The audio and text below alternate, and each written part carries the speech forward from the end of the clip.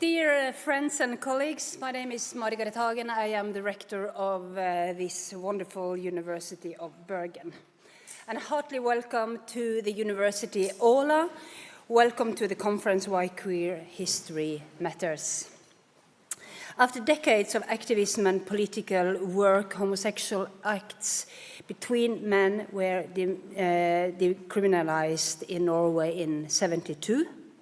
And this year marks the 15th anniversary of this important event. This was one of the first and major milestones in the history of the Norwegian LGBT movement.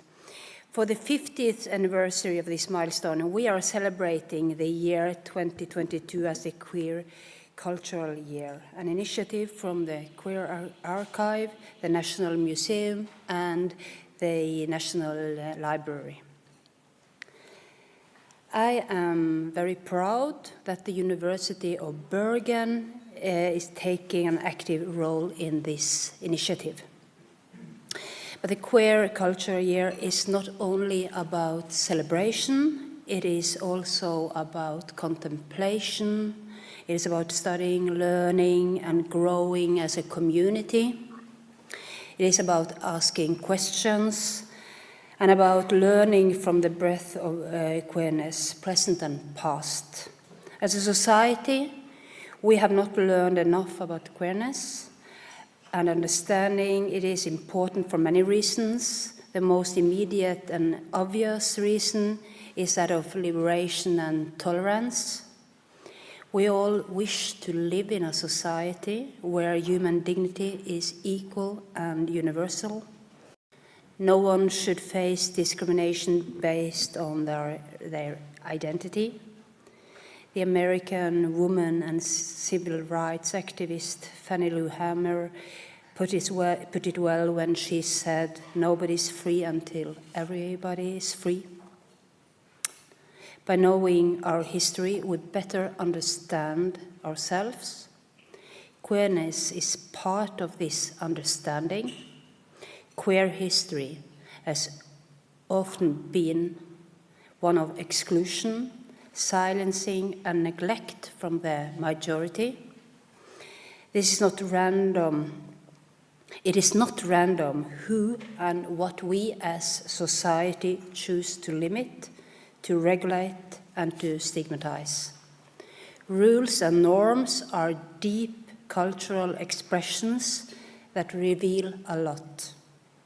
By understanding queer history, we understand norms, patterns, conventions that might be hidden at first glance. And learning from these topics is more than just purely an academic interest. It is urgent. With the return of authoritarian trends across the world, new generation of cultural wars is ongoing. We see appeals to conformity, strict structure, and outdated traditions. It is certainly no coincidence that queerness has become a focal point in these global cultural wars. We see it from the closing of the LGBT center in Accra to the so-called Don't Say Gay bill in Florida. And we saw it here in Norway in the shootings at the Oslo Gay Club, London. In times like this, it is important that we learn to know ourselves and the societies we live in. To do this, we need history. I'm therefore very happy of this important conference is hosted here today. I would like to thank the organizers of this conference for this initiative and all the contributors for this work and for your work leading up to this day. Hopefully, the discussions these days will strengthen our understanding of queerness across time and across disciplines. I wish you the best in these discussions and conversation, and all the best with your important work. Thank you so much, and good luck.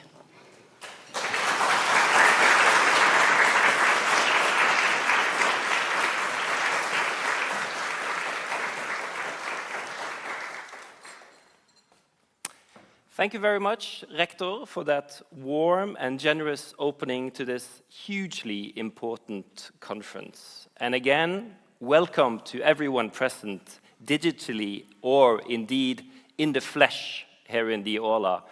And I'm really happy to say that so many of you are here. So that is good news for all of us. My name is Bjørn Enge Bertelsen, and I represent here the Global Research Program on Inequality, GRIP. Being an interdisciplinary research program focusing on a vast array of global inequalities, we're extremely happy and indeed honored to be part of organizing this conference. And we greatly anticipate the discussions today and tomorrow. I have the great honor of chairing the sessions for most of today. And coming from anthropology, and also knowing academics in general, and sometimes knowing academics a bit too well, I will have to be a bit strict with time. And just to make that clear, I will, in my role as a chair, relate to time in a conventional, boring sense. And some here in the audience would perhaps even say chrononormative sense. So in my role today, I hope I will be forgiven for in this way being conventional, boring, and not play around with notions of temporality, linearity, or recursivity in order to simply keep time and give everyone an opportunity to speak. I ask for your forgiveness. Today and tomorrow, including tonight, we have a very exciting program lined up for you. For one, as you've seen from the program already, we have a number of excellent speakers who will all share with us their research and perspectives on queer history and its importance from around the globe. Even though the schedule is tight, we will try to open for a few questions from the audience after each speaker, so please prepare for that. And maybe also after the panel discussions, if there is time. I will not go into detail about all parts of the program now, as it is available online and on paper. However, I want to especially point out to you two key events happening after we are done here in the aula today. First, there is a reception graciously hosted by the Municipality of Bergen this afternoon at 5:30 at Kode with a K, the Art Museum downtown. This is for all conference participants. There are, as if you've seen around, a lot of great people in the audience from all over the world, and we really appreciate you coming. You're activists, artists, students, academics, archivists, museologists, politicians, bureaucrats, and others. Others is a big category, as we know. We do really hope those of you who are physically present will all come to the reception so we can have a chance to talk, mingle, and get to know each other, and who knows, even have some fun. Second, and directly following this, there is a public event tonight at Litteraturhuset in Bergen, that is the House of Literature, at 7:30. This event takes as its point of departure a screening of Professor Susan Stryker's film, Screaming Queens, The Riot at Compton's Cafeteria. After the film, there will be a roundtable discussion led by Kari Jegerstedt, where Susan Stryker, Hadley Renkin, Ansir Jacobs, Dan Healy, and Swati Shah will all participate. It will be interesting and I am sure thought-provoking, so please join us also for that. A last point about tomorrow. Right after the closing of the conference, it is possible to join a guided tour at the art exhibition, The Queer Gaze, at the Art Museum Kode, still with a K. There is a sign-up sheet at the registration desk at the back here, I think. So please register. The tour only has room for 30 participants, so please sign up quickly if you're interested.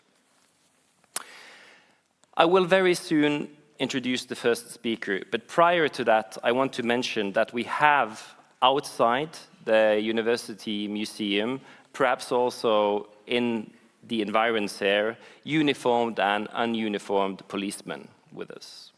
These officers are here for our security. However, the officers are also stark reminders of the dark times we live in, politically marred as they are, for instance, by homophobia, racism, and the rise of right-wing extremism. The necessity of having to have police officers in our environs and on our campus also underlines why this conference has to take place, and the enormous importance in this way giving context, and the enormous importance it is to give context to this conference. For this and many other reasons, it is very fitting to give the floor to the first speaker, Professor Tone Hellesund, who is, I have to say, the reason why we're all here today, and who has worked tirelessly organizing this conference. Let me present her briefly. Professor Tone Hellesund is Professor of Cultural Studies here at UIB. As you all may know, she was a driving force behind establishing the Norwegian Archive for Queer History. She has also undertaken an impressive amount of research on non-normative lives in the past and present, in Norway and beyond. She will now share with us some of her thoughts on, and I quote her title, Norway and the Queer History Context. Please welcome Tone to the stage.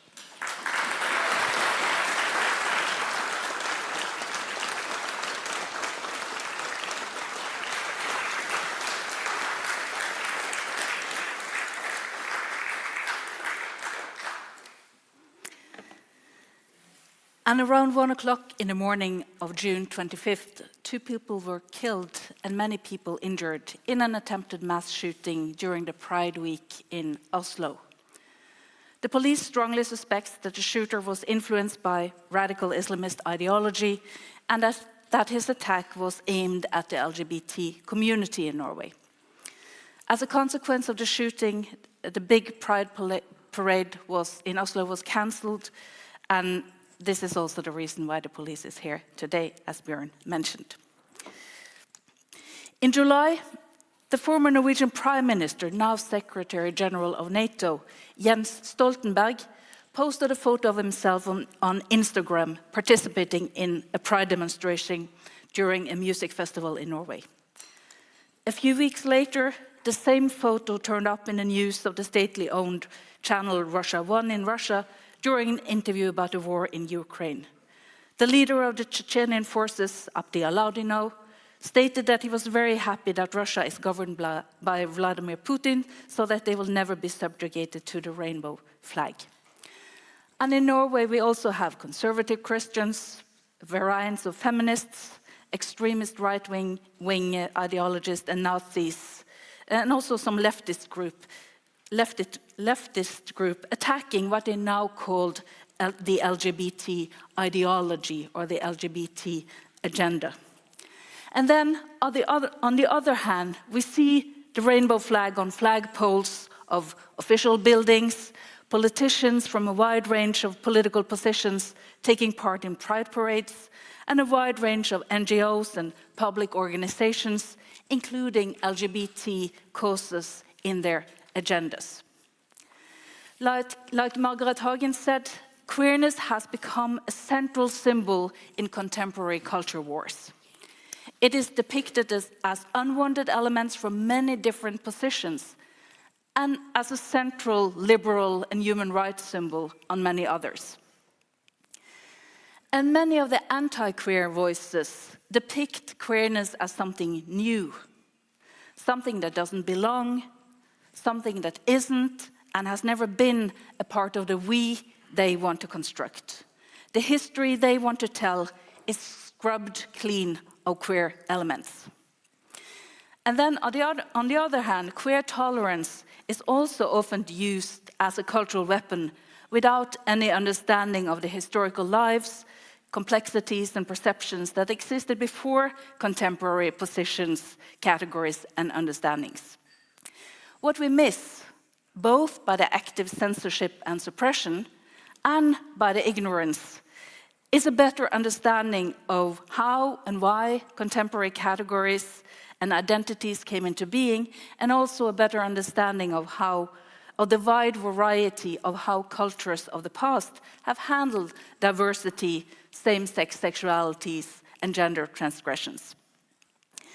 So we wanted to host this conference to explore how queer history is used and misused in different contexts, and how queer history seems to matter in both similar and different ways around the world. We really have a wonderful and interesting lineup of speakers, and I'm so excited I get to listen and learn in the days to follow. And the we I'm talking about in this context is the organizing committee. It consists of the Rector of the University, who has this conference as part of the program for the Year of Queer History and Culture 2022. And it further consists of GRIP, the Global Research Program on Inequality, as our chair today, Bjørn Enge Bertelsen, is a part of. And Bjørn Bertelsen is a professor of social anthropology here at UIB, specializing in inequality, egalitarianism, urban transformation, and future practices in various countries in Southern Africa. He is now the director of the Holberg Prize, the big international research prize awarded annually for research in the humanities, social sciences, law, and theology. And further, in the organizing committee, we have the Center for Women's and Gender Research, our interdisciplinary research center. We have the Center for Law Transform, a collaboration between UIB and the Christian Michelsen Institute. And one of their focuses is on how all societies use law to regulate sexuality and gender relations. A central project here is their Queer Lawfare seminar, led by Anna Cortes, who will chair us tomorrow. And then the research project Queerdom, where I am the project leader. And then, of course, the National Queer Archive, Skeivt Arkiv. This National Knowledge Center for Queer History is also an important reason why the University of Bergen has such a strong focus on queer history, and we will return to them shortly. And the conference is also supported by the Society for Promotion of Science, and Bergen Live has done a lot of practical stuff. And BIF, our international film festival, will screen the documentary Screaming Queens, the riot at Compton's cafeteria tonight, one of my favorite queer history documentaries. The anti-queer mobilizations of today have complex reasons. Among many other elements, in Norway it also seems to be a backlash against remarkable fast historical progress. As mentioned, the year 2022 has been declared a National Year of Queer History and Culture to commemorate the 50th anniversary of the decriminalization of sex between men. And in those 50 years, since 1972, major changes have taken place. Several judicial milestones have been ticked off.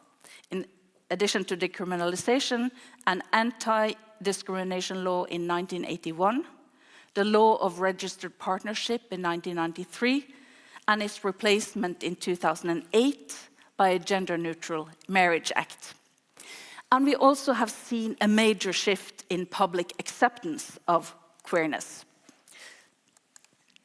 We see a steady increase in acceptance towards different sexual identities. You see the lines here. Lesbians are the easiest one, and bisexual men the hardest one, but still it's a very clear increasing acceptance.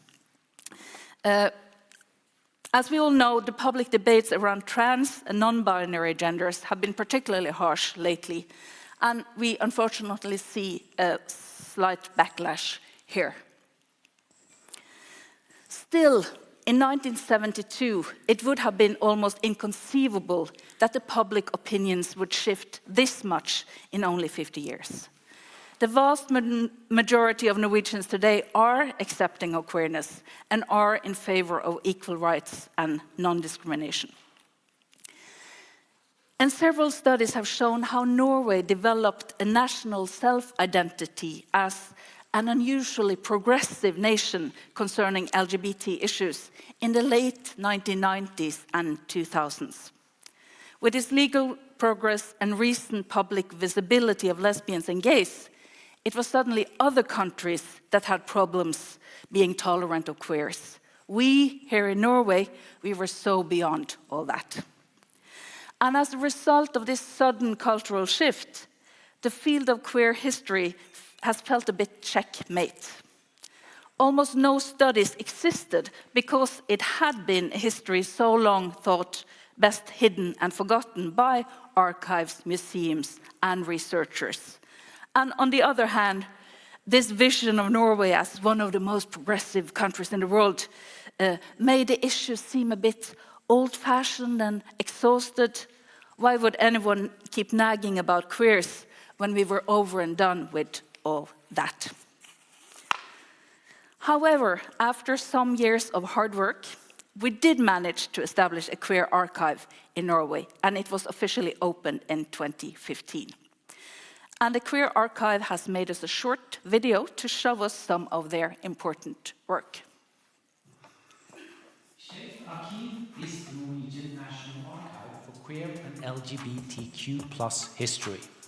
Our key mission is to collect, document and communicate Norwegian and Scandinavian queer history. The archive is a part of the Department of Special Collections at the University Library in Bergen. Our collection is continually growing, and by now it consists of 500 shelf meters. This includes documents, photos and objects from both organizational and private donors. Norway's best-known queer activist, Kim Friele, donated her personal archives to the University of Bergen. This happened in 2013 and was the starting point for the establishment of the Queer Archives. The AIDS epidemic starting in the early 80s is among the topics well documented in the archives. This due to prominent activist organizations like HIV Norway and Gay and Lesbian Health Norway having donated their archives to us. In 1976, an organized opposition for gay and lesbian equality within the Norwegian Church was formed.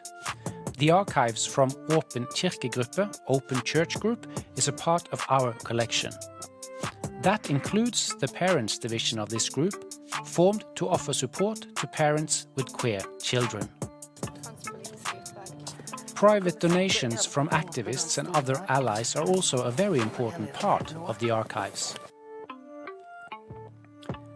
Our oral collection of interviews counts today of a little over 200. Different stories from people all over Norway. Mainly elderly people who share their personal or in other ways relevant story in a queer context. Most of these interviews are available for viewing in our library. They have also proved to be a sought-after resource for journalists, researchers and others. Skeivt Arkiv continues to be a center for Norwegian queer history and research. We are in daily contact with students, academics, writers, journalists and others who all view the archives as a reliable, necessary and useful source for information and knowledge.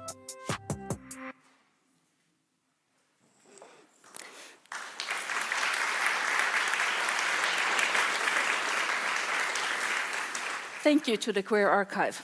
And although we now have a Queer Archive in Norway, we are still only beginning to research queer histories of Norway.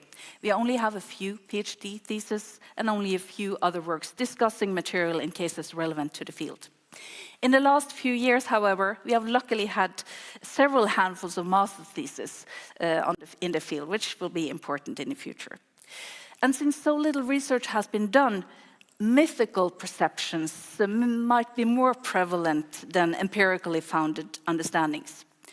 The lesbian and gay movement from the 1970s and onward certainly contributed to an understanding of the past as this black pool of misery, while they represented light and enlightenment. And researchers, including myself, I must say, have often been somewhat seduced by this tale, and I would argue have been more concerned about finding evidence of oppression and condemnation than researching the lived lives and everyday encounters in different contexts and among different groups. In Norway, excessive worrying about same-sex sexuality and gender transgressions seem to have been the exceptions rather than the norm. The laws said that fornication against nature should be punished by the death penalty until 1842, but we know of no executions having taken place. So although the expert discourses forbade and condemned homosexuality, it seems like it was not until well after the Second World War that Norway became truly immersed in the increasingly universal modern discourse on sexuality. At least that is the hypothesis that we will explore in the first large research project on Norwegian queer history, Queerdom, that will explore intimacies and queer domesticities in the period between 1842 and 1972. Most people in Norway have lived in sparsely populated communities and rural areas. Even at the end of the Second World War, the proportion of the people living in towns and cities roughly equaled that of the people living in the countryside. In the last few years, several new queer history cases have been discovered that paint an interesting picture of how ordinary people around Norway might have viewed same-sex sexuality in different centuries. One of the cases was discovered by the historian Ola Teige and concerns the sawmill worker Evren Savci. In 1693, he was sentenced to 29 lashes of the whip, was branded with a branding iron, and was expelled from the town for having treated another man's body in an abominable way.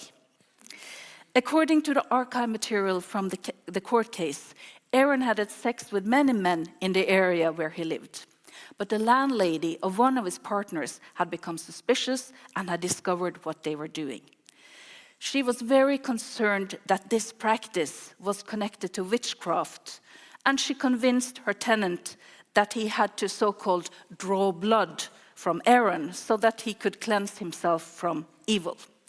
So a violent fight involving blood followed, and this fight was what brought the case to the attention of the court.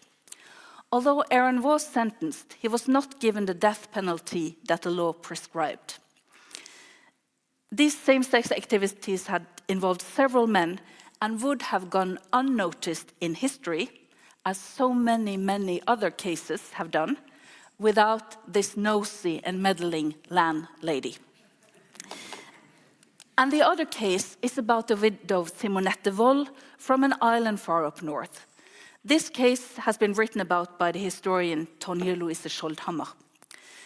And this Simonette was accused of fornication against nature, sodomy. And this question, whether women could perform sodomy or not, was central in court. But she was finally convicted to a year in prison by the Supreme Court in 1847, one of the few cases we have from far back. In the case of Simonette, everyone in the village knew that she had sex with women. During 3 decades, different priests had tried to get her to stop, and it was finally a new priest who also failed, who reported Simonette to the authorities. So these 2 cases give us some fascinating glimpses of ordinary queer lives. Evren apparently found many men who wanted to have sex with him in his small village in the 1690s. And everyone in the local community knew that Simonette had sex with women, but she was still a respected woman in her local community. In our research project, Queerdom, we will shift the focus from the cities to the rural districts, from the courtrooms and asylums to the mundane and everyday, and from activism to domesticity and intimacy. The project has many wonderful partners, researchers, libraries, archives, and museums, and many of them are here in the audience today. You can also pick up a flyer about our book, Queer Local Histories, fresh from the press. The project description for our project is much inspired by Matt Cook's wonderful book, Queer Domesticities. And Matt Cook is also a partner in the project, and he will chair the last panel tomorrow. I've given you a few glimpses from Norwegian past and present. Different varieties of queerness has been a part of Norwegian history, at least since the Old Norse era, and it has been understood and practiced in a wide variety of ways during the centuries. In the north versus the south, among men versus women, among people who transgressed gender categories, among lower as well as upper classes, among ethnic minorities as well as majorities, in rural areas as well as in small towns around Norway. We will need a massive research effort in the years to come so that queer history can be explored and understood and finally installed as an unmistakable part of Norwegian queer history. Norwegian history, sorry, not queer history, but Norwegian history. To me, one of the reasons why queer history matters is because without this knowledge, a false impression of a heterosexual and cisgendered past can get hold. A better understanding of the past can hopefully be used to create a more inclusive society today. Thank you.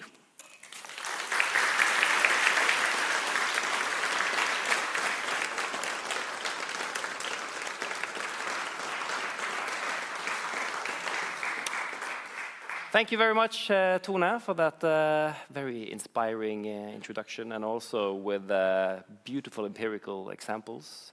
We now have some time for questions, comments, be they online or from the audience. If you're in the audience and you would like to pose a question, we have a microphone up here. And for camera purposes and whatnot, we need you to go up there, state your name briefly, and pose your question briefly as well. So please, are there anyone who would like to pose a question to Tone? Okay, if not, and while you think, I have a question. I remember the last slide you had, you wrote, we need a plan to institutionalize queer history as a proper academic field. And then you also showed a slide with Jens Stoltenberg being the Secretary of NATO, you know, adorning proper ways of relating to queer history and identity, if you will. So I was wondering, do you have any thoughts on how to navigate, how should I say, the urge to institutionalize and make proper and perhaps also disciplined queer history on the one hand, and then retain some of the critical urgency and playfulness or critique inherent to queer history on the other, in a sense. It might be a false dichotomy, but tell us, how is there any trade-off that needs to be done in that? I'm not sure. Since we're really at the starting point of researching queer history, I think some institutionalization would be good. So we don't have any classes taught on queer history in Norway, no university positions on queer history.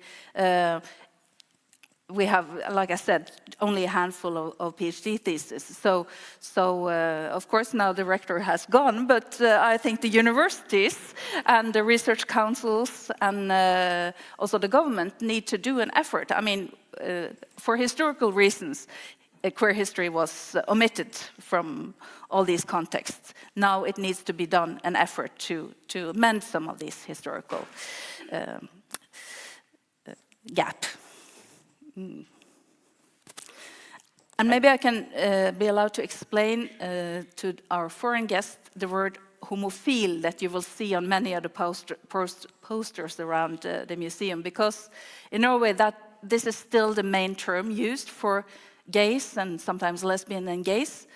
So while the rest of the world left this term in the 1950s or early 60s, we still use this term as our main term, which is now sometimes replaced by skeiv, the Norwegian translation of queer. Skeiv means bent in Norwegian.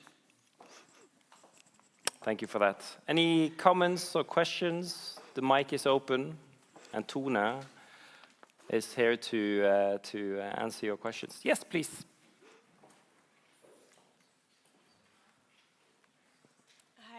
My name is Holly Reynolds.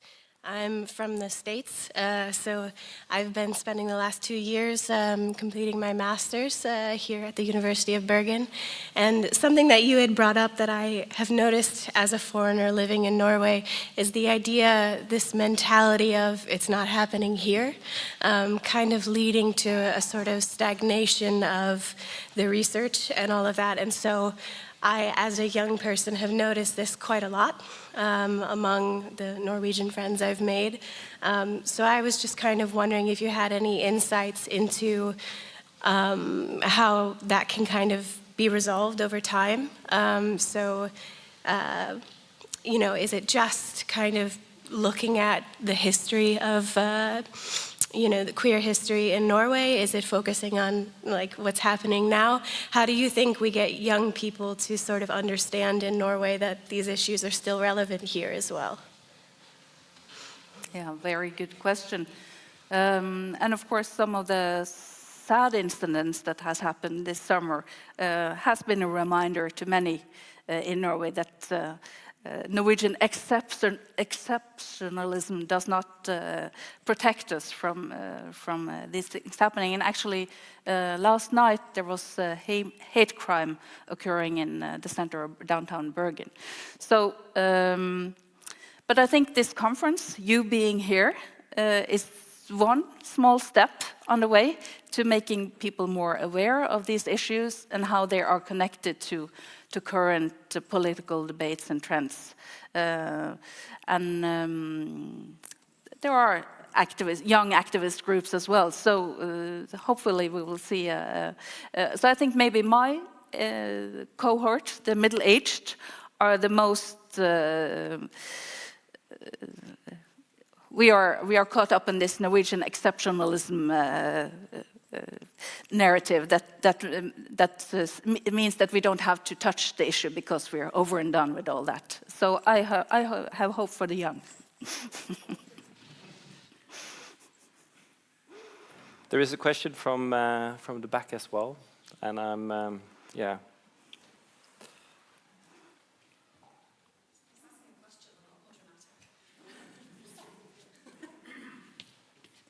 Hi, my name is Asha Koczynska. I'm an independent researcher. Thank you for your talk. I was just wondering how, so obviously our idea of what queer history is dependent on the kind of stuff that gets collected and the kind of stuff that gets archived and the choices people make about what remains, you know, whether it's documents or whether it's artifacts. I was wondering how Skjevt-Arkiv, for example, might be able to accommodate more performed ideas of what an archive is. For example, practices that have been passed on but not necessarily documented. So how do we kind of accommodate the gaps in the archive left by the things that are not archivable as documents and physical remains? Difficult question, but I'd be interested to hear your thoughts. Yeah, and many of the archivists from the archive are among the audience, so maybe they should answer that question. But I think they're open to, I mean, so far the archive has been able to accept any donations they might have had. So anything that anyone thinks could be a part of queer history, they have been able to accept. So I think that's a good place to start. So they have some artifacts, they have videos, they have websites, they have all kinds of documents. So, but to mend the gaps is of course difficult. What has been destroyed has been destroyed. But in addition to the queer archive, of course, we also have a lot of other archives that are now starting to look through their collections to see if they can find traces that was never discovered before. But yeah, your question goes into this whole queer archiving discussion, and I don't have the answers, but they do the best they can to document and include as much as possible of the queer history. Yeah, thank you very much. We also have a question from someone who is participating online that Camilla will now present. Yes. Oh, sorry. So this is from Taavi Koppel from Estonia. Any advice on how to start a queer archive? What pitfalls to avoid? If you would start a new archive from zero, what would you do differently? Thank you. Probably many things, and here I think the national contexts are so different that the strategies has to be different for the different countries. But in Norway, we started by kind of getting alliances in the university library, in the archive sector, in the LGBT community, and in the museum sector. So you kind of had joined forces thinking that this was a good initiative. And in Norway, most initiatives are state-supported. It's very rare with private donations and private funding of such initiative. So we started to work to get public funding for this archive. And we tried various ways. One way we tried was to go through one of the Department of Culture in Norway. And they were very dismissive, and they did not think this was a good idea, and they would not talk to us at all. And at the same time, the Norwegian embassy in Norway had apparently heard about this initiative, so they posted this big thing on their website about Norway is starting a queer archive, and while we were struggling to get funding, so again, Norwegian exceptionalism. But in Norway, we did manage to get public funding through the state budget. So in Estonia, I would start by finding alliances, starting to collecting material, and then to work on the funding after that. We have time for a final question. Yes, please. Yeah, my name is Kari Egerstedt. I'm the head of the Center for Women's and Gender Studies here in Bergen, and have also been teaching gender studies for many, many years. And I just thought I would just, first of all, thank Tone for the wonderful work she's doing and the Queer Archive is doing. And also to just add on this a little bit negative and a little bit positive development that we see in Norway today. Because I know it's been really, really difficult to include queer thinking, not only in the different disciplines and research in Norway, but also in gender research in Norway. It's been kind of like a hard nut to crack.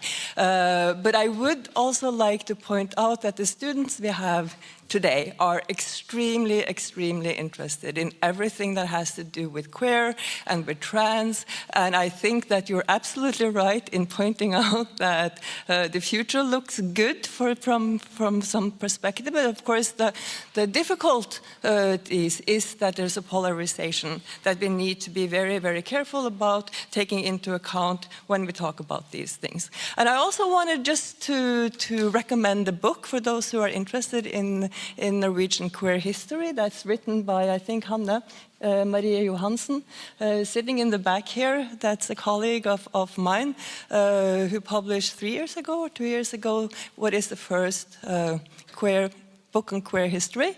And I think that's also part of a great tradition that you have started with the Queer Archive. So thank you for that, and thumbs up for that it will become institutionalized, and not only, as has been the discussion also for this 50 years anniversary, how everyone walks in the Pride Parade, well, maybe not anymore because it was cancelled, but maybe not think about these issues in the daily life, how we run the university, how we run the family structure, how we do policies. So to kind of go from just the celebration to the hard work that's going to be.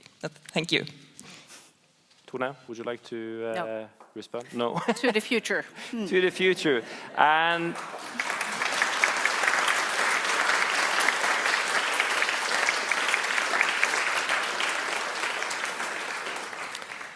on that note, we break for lunch. Lunch, I think you've all paid for, so this is actually your lunch, set up by the wonderful people from Godt Brød at the back here. And we break for exactly 1 hour. 1 hour, not more, so please be back then. Thank you.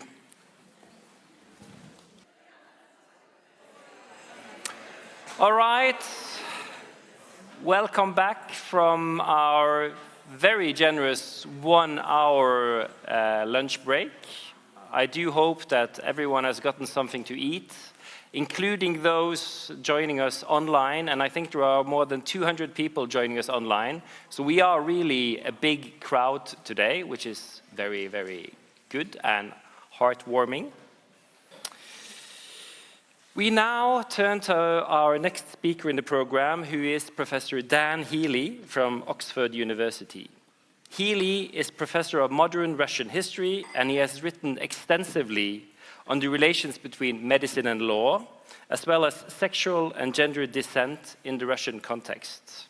His books include Homosexual Desire in Revolutionary Russia, The Regulation of Sexual and Gender Dissent, which was published in 2001, and Bolshevik Sexual Forensics, Diagnosing Disorder in the Clinic and the Courtroom, 1917 to 1939, a book that was published in 2009. His most recent book is entitled Russian Homophobia from Stalin to Sochi, and should, to my mind, be more relevant than ever these days. Today, he will present us with the paper, and I quote, The Roots of Russian Homophobia and Why Historical Research Matters, end of quote. Dan, the floor is yours.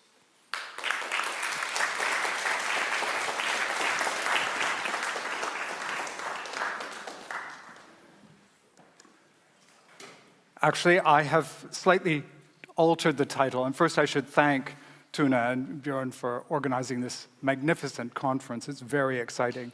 So my new title is Okkupert, or Why LGBTQ History Matters. Okkupert means occupied in Norwegian. It is the title of a recent Norwegian TV series, a Netflix political thriller that took its inspiration from Russia's 2014 hybrid warfare occupation of Crimea. In the TV series, which critics found wildly improbable, a climate emergency brings a radical Green Party to power in Oslo that stops Norway's oil and gas production.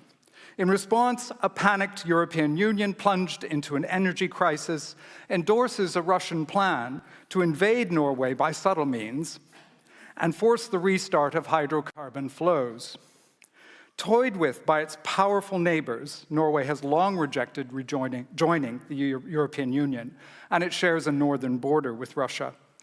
The country becomes a battleground between politicians and people, quislings, trying to make peace with and profit from Russian infiltration, and those citizens who resist occupation with guerrilla warfare and cyber tactics. One of the central characters is the icy Russian ambassador to Norway, Irina Sidorova, whose secret lesbian relationship becomes the object of Moscow's cynical and homophobic manipulations. After the 24th of February this year, we look back on Okkupert, alas, with grim nostalgia. The days of Russia's occupation of a neighbor using unidentified so-called polite people, business deals, and cheerfully faked referenda now look hopelessly naive after the massacres of civilians at Bucha and the terror, kidnapping, and murders of civilians in Ukraine under Russian occupation. There are no words to describe the absolute nature of the political and military Rubicon that Russia, led by President Vladimir Putin, has crossed with this invasion. Even if the Russians attempt to prevail with the kind of genocidal annihilation that they inflicted on Chechnya, they have made an enemy for generations to come in the previously mild-mannered and even-handed Ukrainians. The lunacy of Russian actions is written in the stony face of Foreign Minister Sergei Lavrov, whose defense of the indefensible reminds older observers of his Soviet predecessor, Andrei Gromyko. It might seem that Putin's objectives to demilitarize and denazify Ukraine have little to do with LGBTQ politics, and still less with queer history.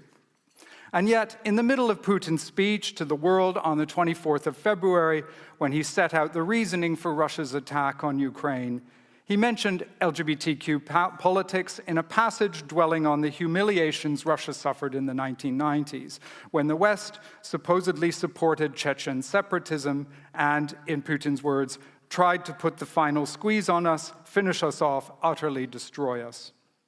Military and terrorist assaults on Russia were linked to a subtler threat, and here I'm quoting from Putin. They sought to destroy our traditional values and force on us their false values that would erode us, our people, from within. The attitudes they have been aggressively imposing on their countries, attitudes that are directly leading to degradation and degeneration because they are contrary to human nature. This is not going to happen. No one has ever succeeded in doing this, nor will they succeed now." End quote. Western influence in Russia was entirely responsible, in other words, for the importation of gender ideology and LGBTQ identities, previously supposed to be alien to Russia. The so-called false values of modern Europe that Putin gestured to were tolerance of queer citizens and the extension of rights to such citizens like human rights protection and partnership recognition.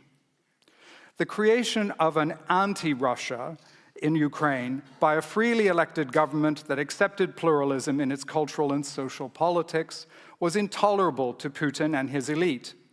For them, the Ukrainians are junior partners of a fantasy Slavic master race, an imagined one people consisting of the Great Russians, the Russian Federation, the White Russians of Belarus, and the Little Russians, the Ukrainians. Fighting for so-called traditional values against false values of gender and sexual equality is, by now, a decade-old feature of Putin's political narrative. The nature of Russia's official homophobia campaign has changed over the past 10 years. It has evolved and transformed from a domestic political tool useful to the Kremlin to something more like a soft power appeal to anti-liberal democratic political forces in Russia's backyard and indeed further afield. I'm going to trace the history and evolution of Putin's homophobic campaign before turning to speak more broadly about how it has fared as a tool of soft power among Russia's neighbors. I'll conclude with some thoughts about the uses of history for LGBTQ activists in the former Soviet Union and indeed in the West. My argument is that the former Soviet Union is not some exceptional region in need of Western tutelage on LGBTQ rights or politics. Indeed, we are all in danger of being okkupert in our own countries by our own populists who attack liberal democracy and LGBTQ rights. History is essential to our resistance to occupiers who want to impose newly invented traditional values and populist authoritarianism. So turning to look at 10 years of the Kremlin's official homophobia.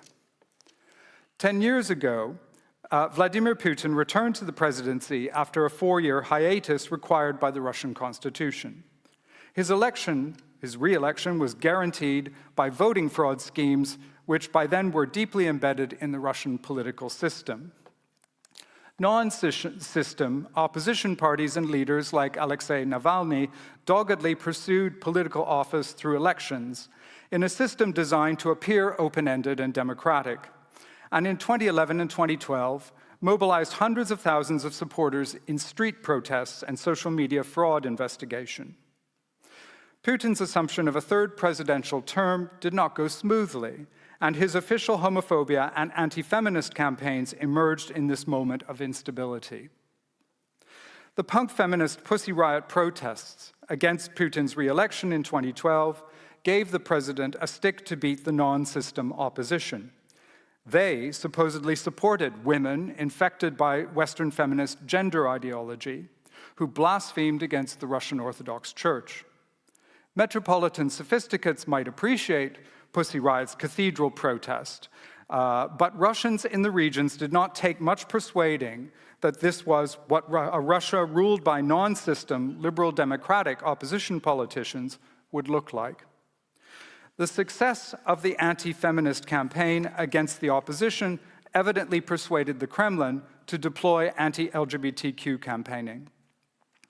A distraction from economic woes, the year-long debate over the 2013 gay propaganda law that bans positive or neutral speech accessible to minors under 18 about LGBTQ identities, again smeared the non-system opposition as out of touch with real Russia, with the country's so-called traditional values.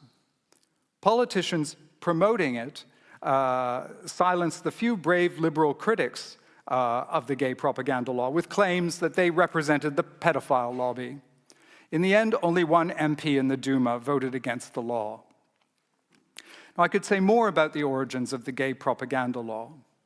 All the ex-Soviet republics inherited laws criminalizing male homosexuality, and virtually all decriminalized in the 1990s or early 2000s as part of reforms to Europeanize or modernize, take your theoretical point of view, their criminal codes. But no public conversation about homosexuality backed up the reform, and LGBTQ groups encountered hostility and incomprehension from fellow citizens. The national debate about Russia's gay propaganda law in 2013 was one of the first such national conversations in Russia. It mirrored earlier debates in Russia's regions where the Kremlin road-tested versions of the law in the years running up to 2013. The anti-gender and homophobic campaigns gave the Russian Orthodox Church, a close ally of the Kremlin, a growing role in public debate, and the Church linked up discreetly with Western evangelical homophobe campaigners to refine its messaging. Scholars have seen these campaigns as part of a search by Russian elites for identity and value-shaping narratives to encourage conservative and increasingly anti-Western, anti-NATO, anti-EU patriotism in support of the Putin-led political and financial authoritarian system. Russia's remasculinization after the humiliations of Soviet collapse and retreat from global influence have been essential elements of the Putin brand since 1999. A major transformation of the gay propaganda law's value for the Kremlin emerged in the years after the annexation of Crimea and the war in Donbass. Putin found the international reception of the homophobic law annoying to navigate at first. Troublesome media confrontations in the Netherlands in 2013, tricky messaging around the Sochi Olympics in early 2014. The Kremlin began searching for support internationally, finding allies for its vocal homophobia among authoritarian conservative countries of the Middle East and Asia, in the United Nations, and in human rights fora. The Vatican's campaign against gender ideology and US evangelical conservative homophobia supplied alternative routes to global allies in Latin America, Africa, and the USA and Europe, even if at times the support was discreet, behind the scenes, and acknowledged that partnering with Russia was presentationally or theologically awkward. The conflict with Ukraine and the occupation of Crimea freed Putin to stop pretending the law was merely a bureaucratic child protection measure. He embraced a vigorously anti-Western narrative that LGBTQ values were so-called false values, entirely alien to Russia, opposing traditional Russian values that supposedly conform to human nature. The 2014 Revolution of Dignity in Ukraine could thus be framed as Ukraine surrendering to Gayropa, the EU and NATO forcing its anti-Russia clone to accept gay rights, same-sex marriage and adoption, and pride parades. So turning to look at the geopolitics of queer rights in the region. A geopolitics of LGBTQ rights emerged in Russia's so-called near abroad, the post-socialist republics of the former Soviet Union that remain independent of Russia, but look increasingly threatened by Putin's assertion of a Eurasian manifest destiny. The local political landscape means such downloads from Moscow run up against different attitudes towards Russia and widely diverging cultural and geopolitical considerations. To take just one example, in the run-up to Georgian national elections in October 2016, there was a clash between pro-Russian and pro-European forces over a proposed referendum on same-sex marriage. Human rights activists in Georgia described the initiative as a wedge to reduce EU prestige and arouse pro-Russian sentiment based on fear of radical social change. Additionally, the case and controversies over LGBTQ pride events in Georgia ever since illustrate the impact of the local Georgian Orthodox Church's close ties to Moscow's Russian Orthodox Church. In Georgia, radical conservative violence against LGBTQ community pride events led to the death of a journalist in 2021 and the ransacking of Tbilisi Pride's headquarters. The European Union recently tied this failure of protection of the country's queer community in part to its decision not to admit Georgia to candidate membership of the European Union. At the same time, the ex-Soviet republics Ukraine and Moldova were admitted to that stage of the process. The EU's apparently temporary rebuttal of Georgia generated vehement political debate between pro- and anti-Russian forces inside the country. Georgia's LGBTQ community is in the eye of a political storm upon which the fate of the nation depends. Thanks to its robustly independent stance, Ukraine has rebuffed its pro-Russian lobbies' attempts to spread political homophobia. Draft legislation banning gay propaganda was discussed in Ukraine in 2012 when it was led by a pro-Russian government. But the proposal met a storm of protest and was dropped after the 2014 Revolution of Dignity. A 2018 attempt to revive the same law was rejected as in contradiction with public freedom. Ukraine's experience at the hands of Putin's army has strengthened its pro-LGBTQ rights stance, already unusual for the region.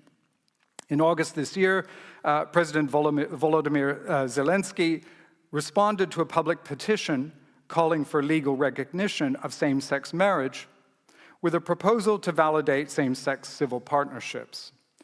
Zelensky positioned his proposal as part of the EU accession process and said that, quote, "In the modern world, the level of democracy in a society is measured, among other things, by the state policy aimed at ensuring equal rights for all citizens." If Ukraine did adopt such a policy, it would be the first republic of the core pre-1945 Soviet Union to recognize same-sex partnerships, a momentous step forward for LGBTQ communities in the region that would reverberate in Russia and the other ex-Soviet countries. And to just explain a little bit more, Estonia and Latvia, which were part of the old Soviet Union after 1945, have civil unions but not marriage. The current climate in...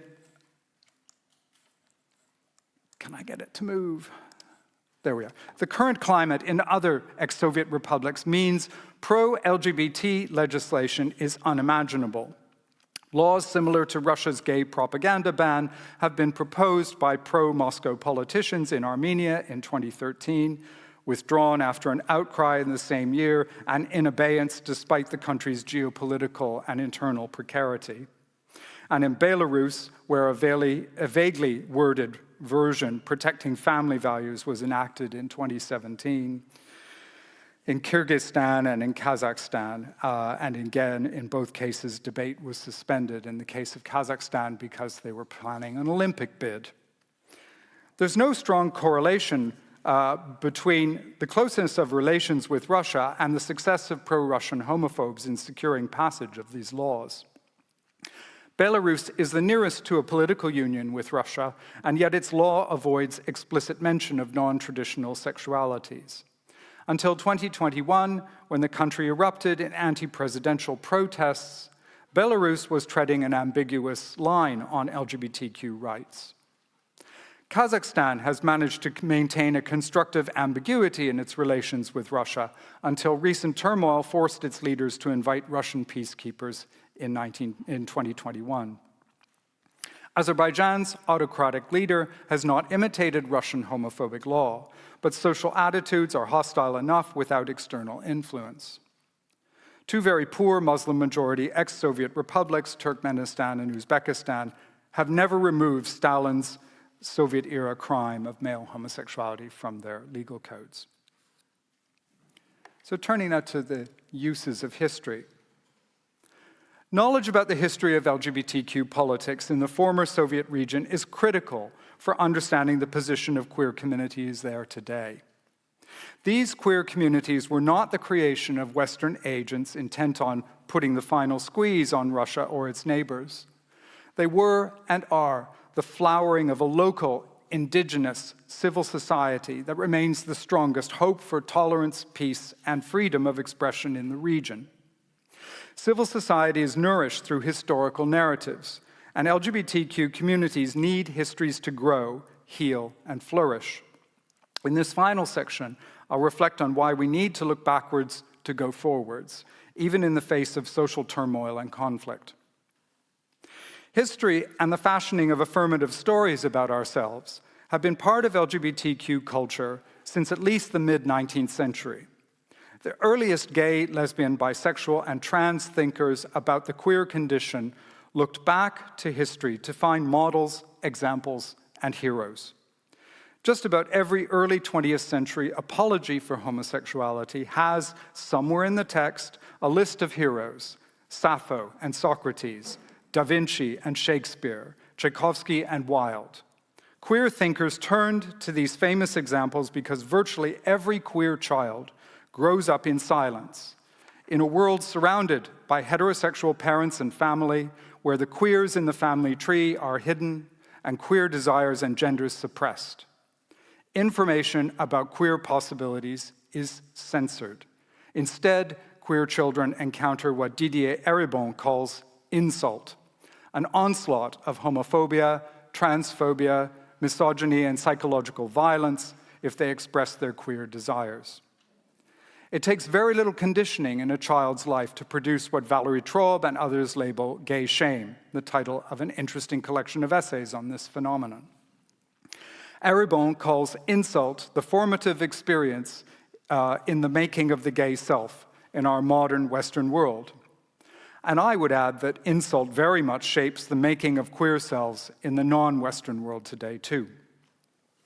Insult, shame, and trauma are recurrent structuring tools of a homophobic information regime. Few critics of queer existence have commented on it explicitly, but a highly damaging aspect of recurrent insult on queer minds is the rupture between generations of queers.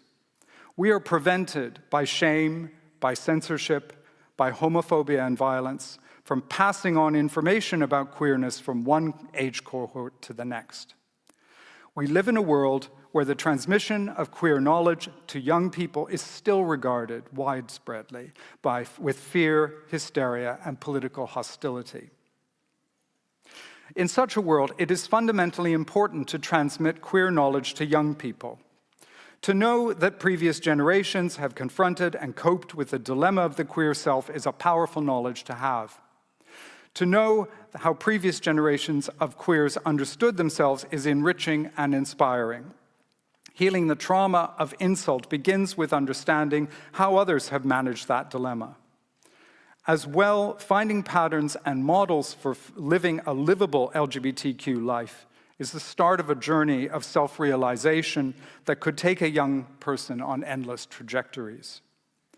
The fact of the existence in the world of ways of living a viable queer life, the fact of the existence in the world of ways of living a viable queer life should not be hidden from the young queer person embarking on their own path in life.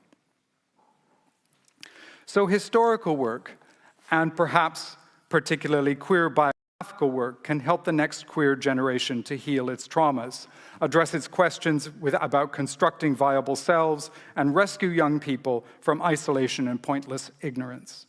In fact, stories about queer heroes are necessary to demonstrate that queer lives are livable lives, that trauma can be overcome, and that the wheel does not have to be reinvented in every generation. This inward-directed, personally affirming, and community-strengthening historical work is just one direction that queer historians must pursue. The other is an outward-looking pathway which addresses wider society, both allies and foes. We need histories to explain to allies and potential allies how we have always been among them, how we have coped with or suffered from the heterosexual dictatorship in its various manifestations: religious, legal, medical, patriarchal, biopolitical, economic. This outward-facing historiography needs to be far more than merely a catalogue of woe, of insult, shame, and trauma. Histories of homophobia and trauma are undoubtedly necessary and important for starting public conversations about social norms, tolerance, and reparation. However, more ambitiously critical histories are needed to insert queer experience and queer insights into national, transnational, and global histories. We are not merely a minority to be placated by a little local legislative tinkering. We are claimants to citizenship with a right to see ourselves reflected in our national histories, our unifying myths. We are global citizens with a claim to see our experience acknowledged, our transnational networks recognized, our border crossing, our military and colonial sins, and our economic migration counted, examined, and analyzed. We are participants in geopolitics, sometimes reluctantly, sometimes inadvertently, sometimes as well deliberately, however counterintuitive that might sound. We need ambitious LGBTQ histories to escape being occupert by populists and demagogues with their fake histories of nativist or racial unity, their instant traditional values worked out on the back of an envelope in parliamentary canteens, their cockeyed conceptions of human nature that no historian would validate. Write your own histories, do not be occupert. Thank you.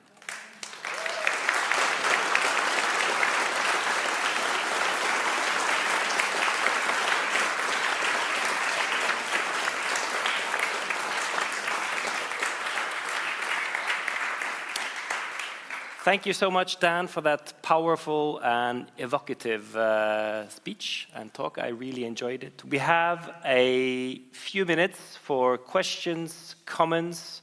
For those in the audience, you can just line up behind the microphone over there. Anyone? Yes? Please go and line up and state your name and pose your question in brief so that more people can speak. Tone. Thank you for this very moving lecture too. I wondered, can you say a little bit about potential allies in Russia, and also maybe connected to that, how has your work been received by Russian colleagues through the decades? It's a very important question for the future of Russia, not the bit about my work, but the bit about allies picking up on the importance of LGBTQ citizenship. And really, until 2012, 2013, Russian liberal Democrats, Russian oppositional figures didn't really get LGBTQ rights. They didn't understand it. And there's a long history to that that goes back to the Gulag and to the ways in which dissent was framed and organized in the Soviet Union. And it was very homophobic, misogynist in various ways, and it was anti-LGBTQ. And it took a long time, actually, and a lot of groundwork conducted by countless activists in Russia to begin to come to terms, first of all, with the legacy of Stalinism through organizations like Memorial, and then another group of activists, LGBTQ activists, in dialogue with those national historical activists coming together and saying, look, we have a common cause here. It took a long time, and it's still not really established, even in the Anglophone world, in our scholarship, to recognize that gay men were victims of Stalinism. That is still not established in the scholarship, and that's a scandal, really. So these are trends in development, I would say, and since 2013, because of the gay propaganda law, of course it was meant to shut down discussion, and all it did was explode discussion. It was the reverse discourse kind of effect.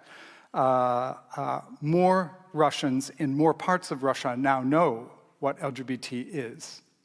More Russians in the back and beyond in Russia are just a few clicks away on their smartphones or their screens to LGBTQ information, even if it's censored.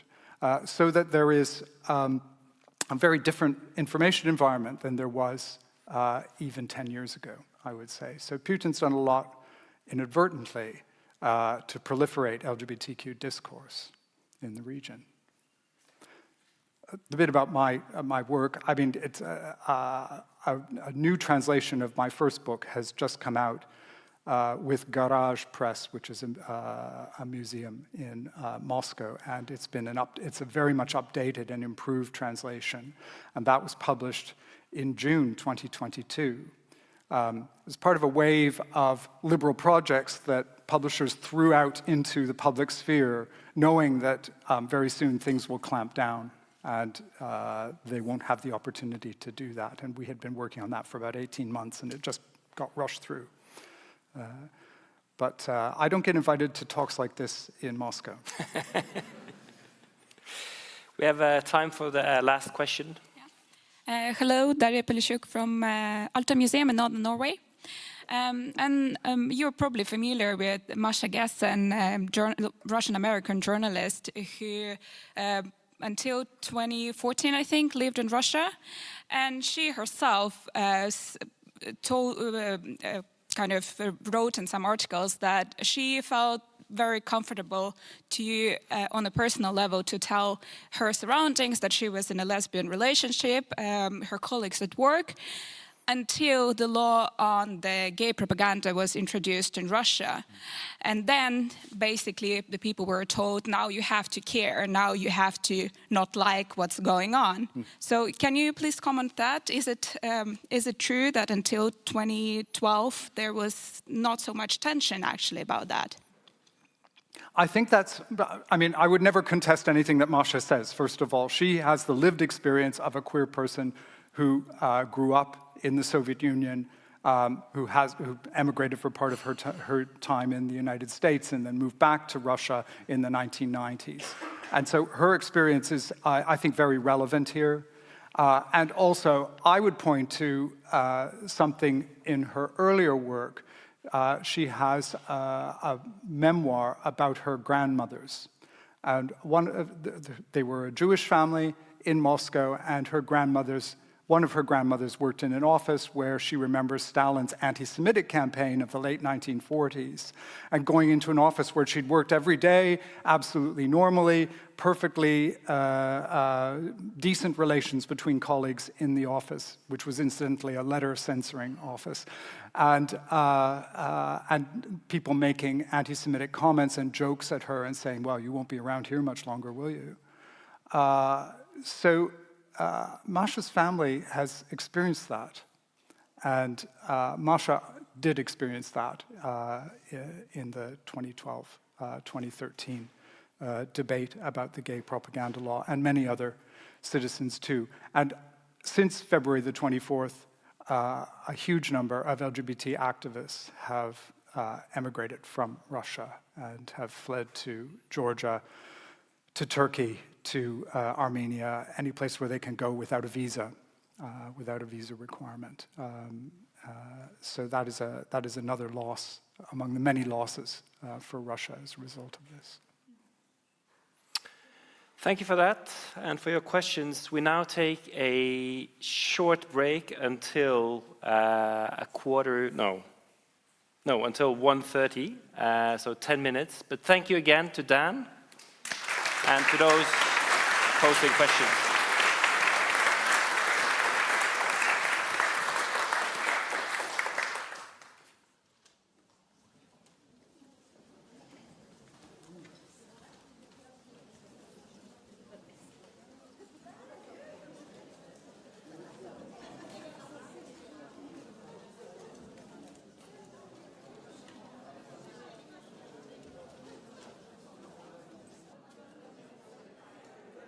All right, welcome back.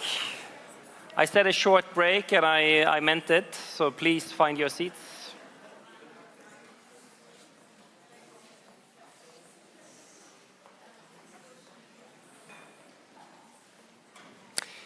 We now resume our program with two speakers, and the first speaker is now Assistant Professor Evren Savci. She's assistant professor of women's gender and sexuality studies at Yale University. In her work, she has been concerned with transnational sexualities and has worked extensively on historical and contemporary material from Turkey. Some of her research has sought to undo problematic binaries like traditional, modern, global, local, or east-west. She has authored the book Queer in Translation, Sexual Politics Under Neoliberal Islam, which was published in 2021. Today, she will present the paper Queer History and Neoliberal Islam. Evren, the floor is yours.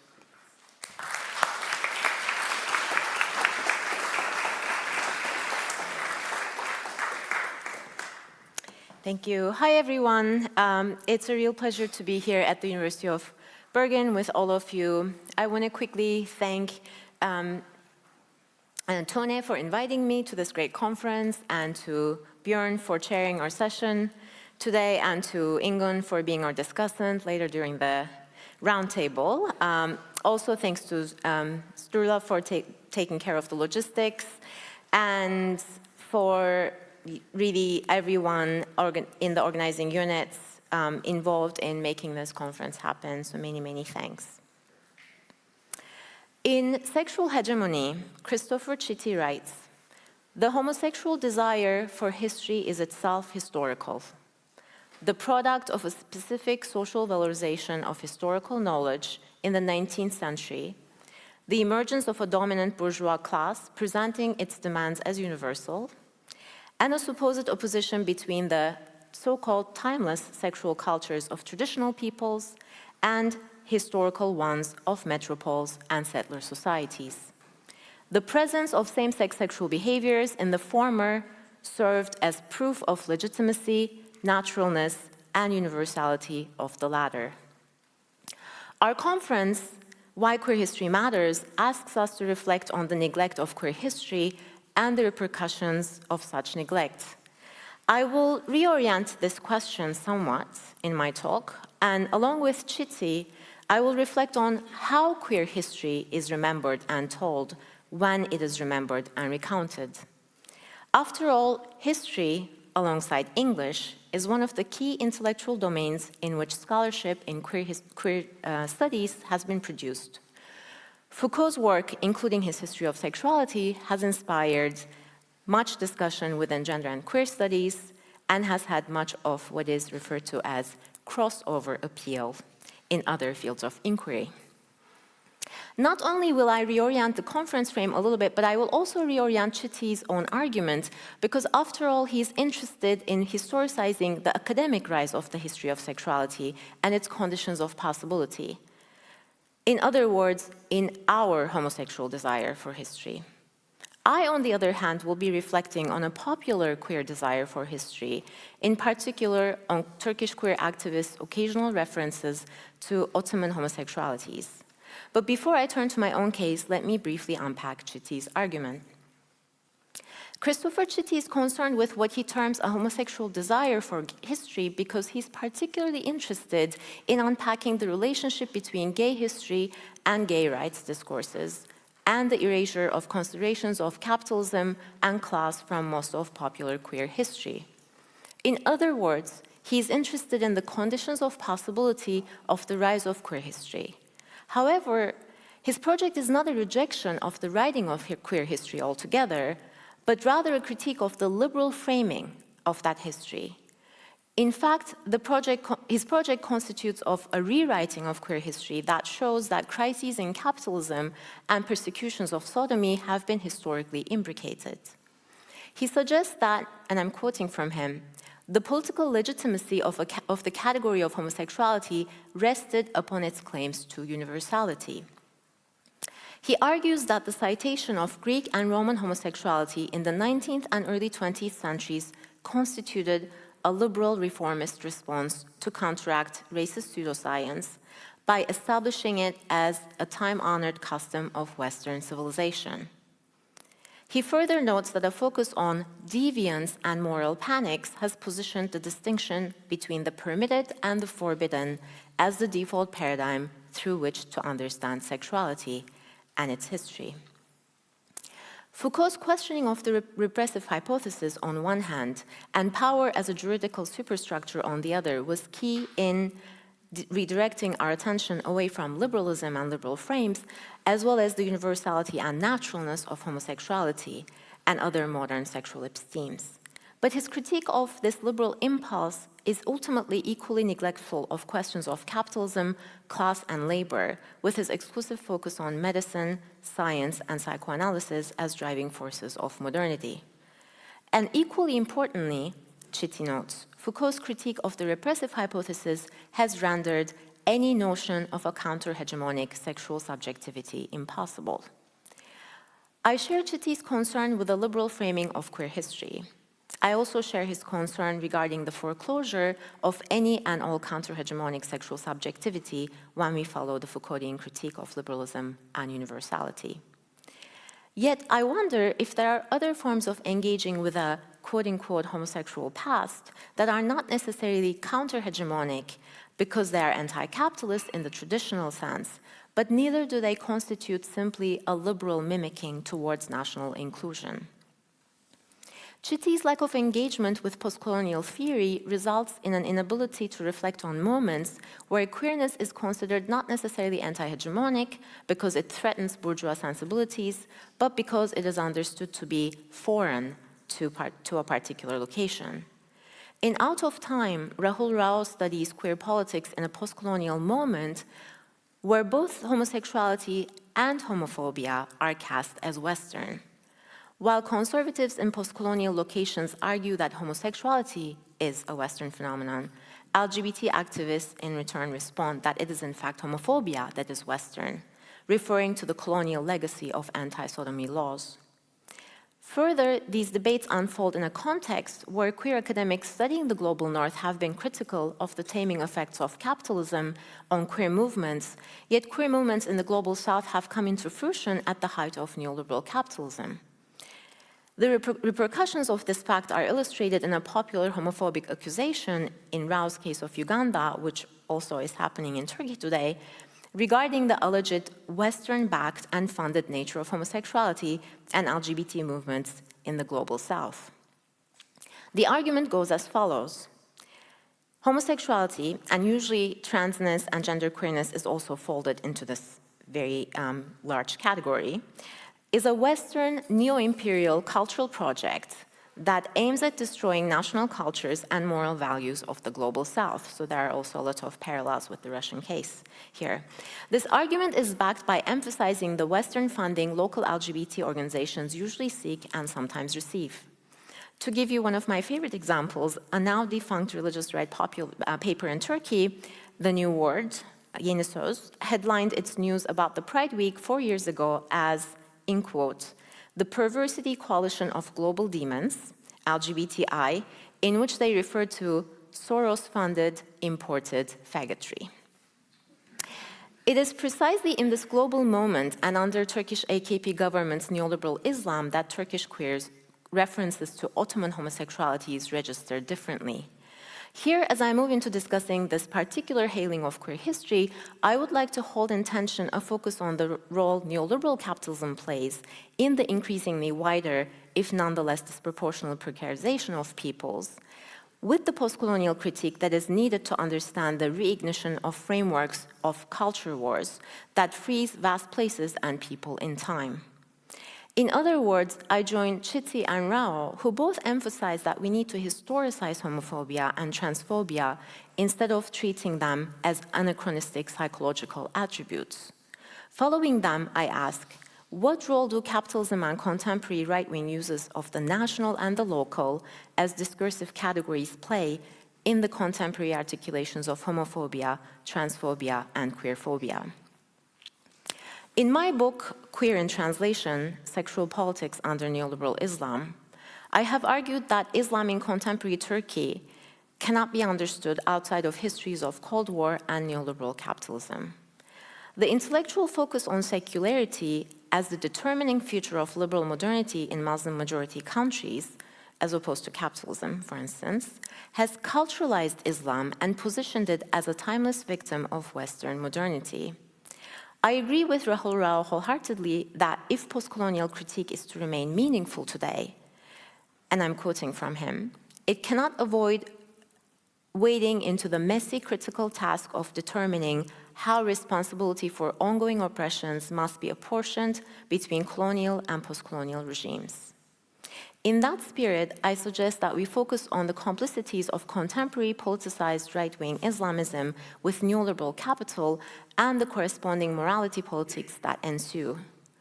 In the particular case of AKP's neoliberal Islam, one of their important rhetorical devices has been an emphasis on the local and the national, while the government has in fact privatized most public goods in unprecedented levels. The local and the national, yerli ve milli in Turkish, are employed as moral yardsticks to drown any criticism of the government, targeting feminist and queer activists and organizers, as well as ethnic and religious minorities in the country, often criminalizing them as terrorists. Islam in this narrative of allegedly protecting the local and the national becomes culturalized and nationalized. While AKP's rhetoric resonates with other conservative statements emanating from the Global South politicians regarding the foreignness and therefore unfitness of queerness for their lands, it is worth emphasizing the political economic context in which their particular statements unfold. Most of the critique of the government today is about the corruption and theft that has left the country economically decimated, with unemployment and poverty rates on a sharp rise. It is also a critique of their use of Islamic, so-called Islamic morality to justify this cruel system of precarity and inequality. Therefore, while rights do feature a prominent role in feminist, queer, and trans political discourses, resources and redistribution are equally central to these politics. As queerness and feminism continue to be popular targets of AKP governments, a common two-pronged argument used by officials as well as pro-government media pundits goes as follows. On one hand, neither feminism nor queerness are local and national to Turkey. In fact, when President Erdogan single-handedly declared Turkey's withdrawal from the Istanbul Convention against gendered violence, he argued that we have enough national laws to protect women against violence, domestic and otherwise, and therefore we do not need international treaties to do so. Government officials added that the Istanbul Convention was used to also protect LGBTs, which they had no intention to do. Presented as a backdoor deal for LGBT people to garner undeserved legal protection, Istanbul Convention, which had been initiated by the very same government as an international treaty against gendered violence, paled in comparison to local and national laws that knew whom to protect from what kind of violence.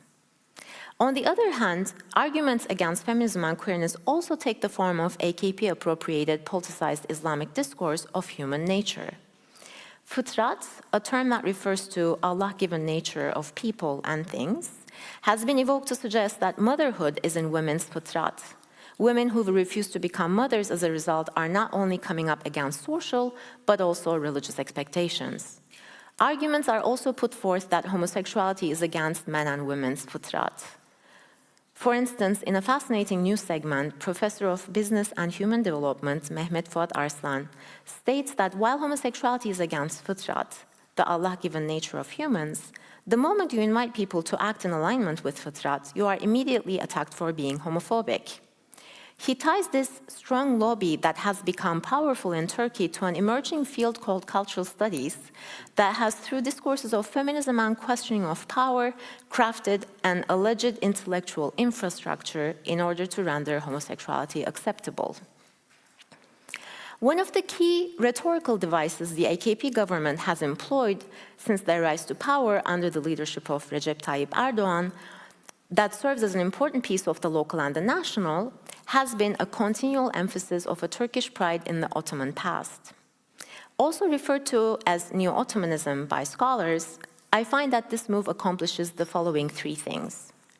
One, it makes a natural case for Turkey as the leader of the Islamic world as a descendant of a Muslim empire with sultans acting as caliphs. 2, it validates AKP's Islamism and distinguishes its political imagination from the secularist Republican Kemalism. And 3, it also promises a potential bright and magnificent future where the country and its citizens command a much-deserved respect from the rest of the world that is evidenced by their magnificent imperial past. In an attempt to intervene in AKP's use of the Ottoman Empire as Turkey's splendid ancestor that is now celebrated with more vigor than it has ever been during the Republic's history, exemplified in events such as glorified celebrations of the conquest of Istanbul, that dates back to 1453 by Fatih Sultan Mehmet. Queer activists and at times scholars have emphasized the quote-unquote pederastic traditions of the Ottomans. In a piece composed for the online and oppositional news platform Duvar, historian Ervan Cemil Şık summarized some of his research on Ottoman sexualities with the hope, he wrote, that the Turkish government's oft-stated pride in their Ottoman ancestors will extend to a more enlightened approach to sexuality. LGBT activists also find limited news platforms on which they emphasize homosexual relationships during the Ottoman reign, which of course did not evoke favorable responses from the government. Reflecting on this particular homosexual desire for history from a transnational, post-colonial, and anti-capitalist perspective reveals the following. We live in a post-clash of civilizations world where concepts such as Islamic cultures, binaries such as East versus West, North versus South, traditional versus modern have been proven to be deeply untenable and yet are often mobilized for conservative political ends all over the world, including generalized statements regarding alleged Muslim homophobia and the alleged Western nature of queerness and its use for new imperial propaganda. Queer activists in Turkey evoke a queer past not necessarily in order to position themselves as universal or authentic subjects, but to dispel myths about an authentic Ottoman Turkish culture that is used by the government to consolidate its power that it then uses towards materially dispossessing its public. A government-interpreted understanding of Sunni Islam sits at the center of this alleged notion of the local and the national, displacing not only sexual and gendered, but also ethnic and religious minorities. The role I would wish for queer history to play in dispelling these conservative views of any nation is that it does not cleave the sexual from histories of capitalism and also histories of race, ethnicity, and religion. Because ultimately, the histories we choose to tell say more about our political and intellectual locations today than they do about what might have empirically happened in the past. Thank you.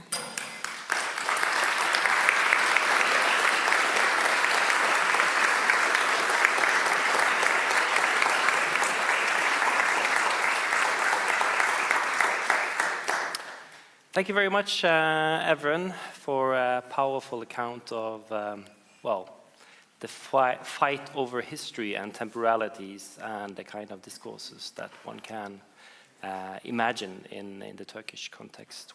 Also now, we open the floor for questions, and also now we have a microphone there, and also now we urge you to go on, to line up at the microphone and pose questions. Anyone wanting to ask Evren a question concerning her paper? Yes, please, Dan.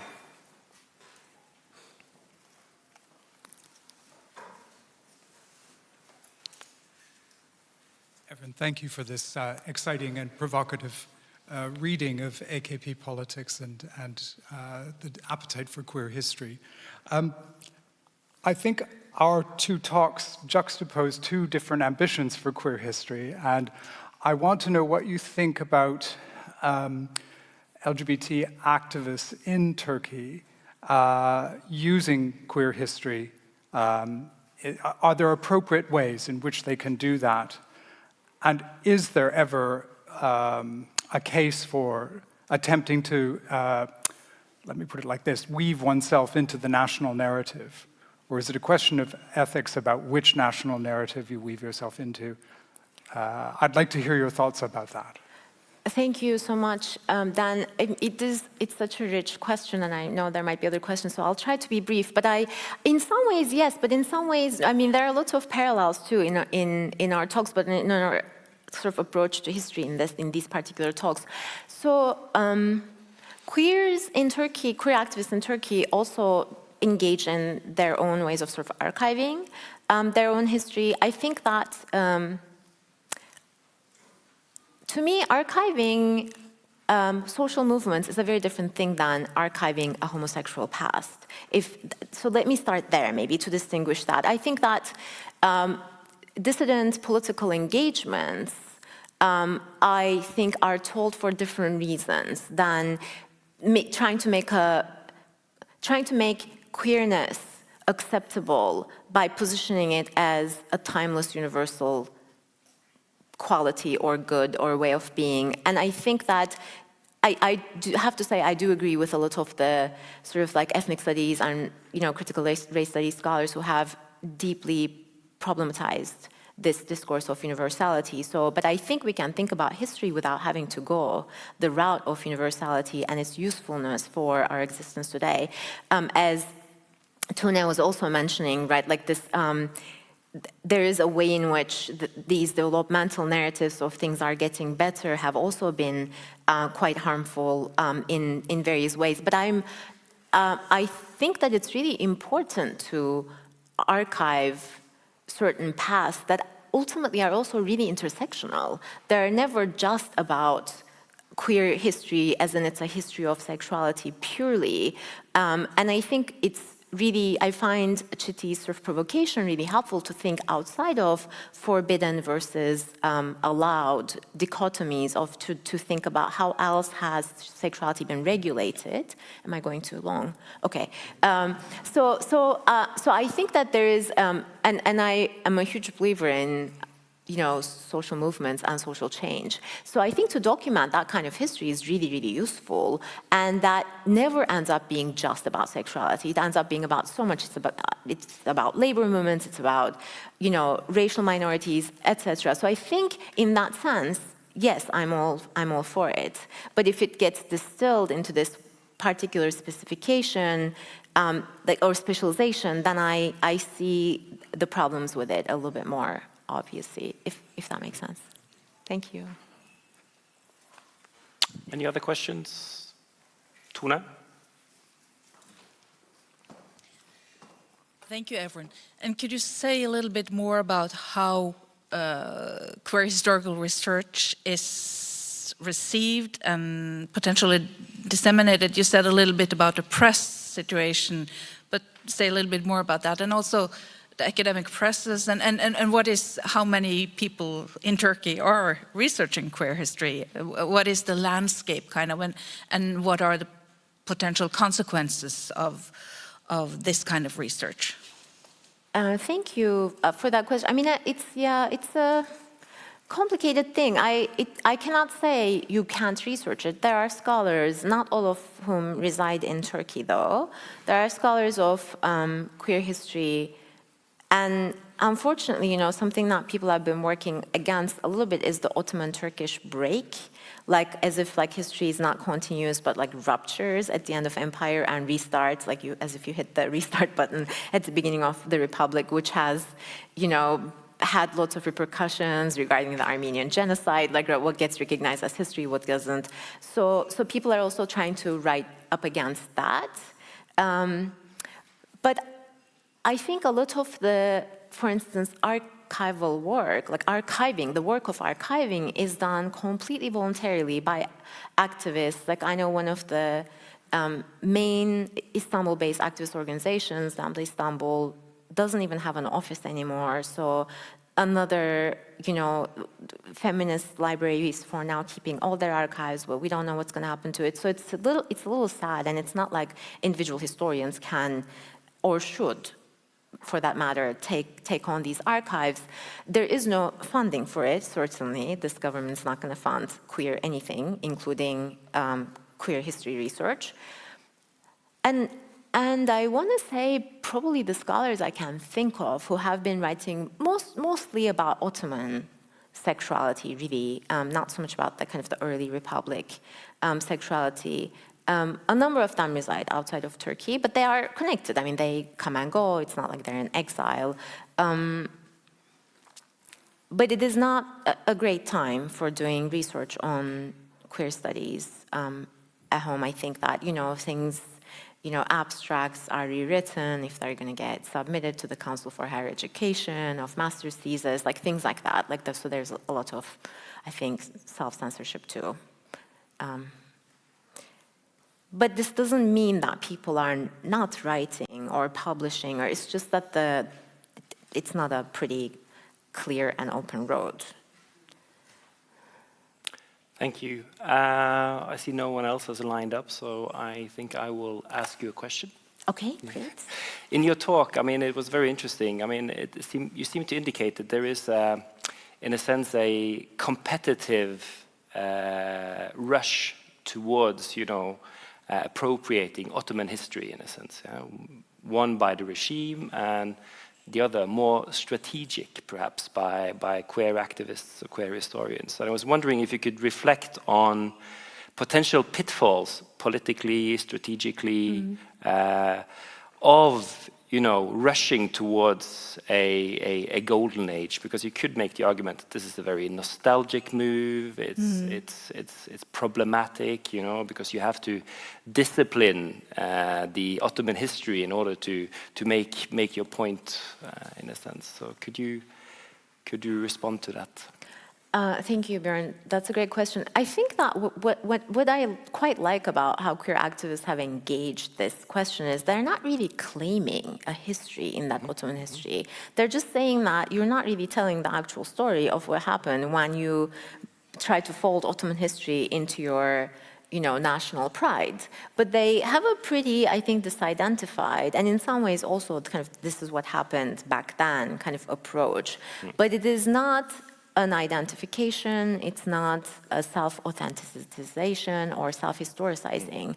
And I don't really see the same sort of like liberal impulse of like we've always been here in exact the same ways among queer activists. That's just not an activist tactic or strategy they follow. I don't think and I mean, it shouldn't be necessary anyway to have always been here in the exact same form. Otherwise, we wouldn't have history if there's no change ever.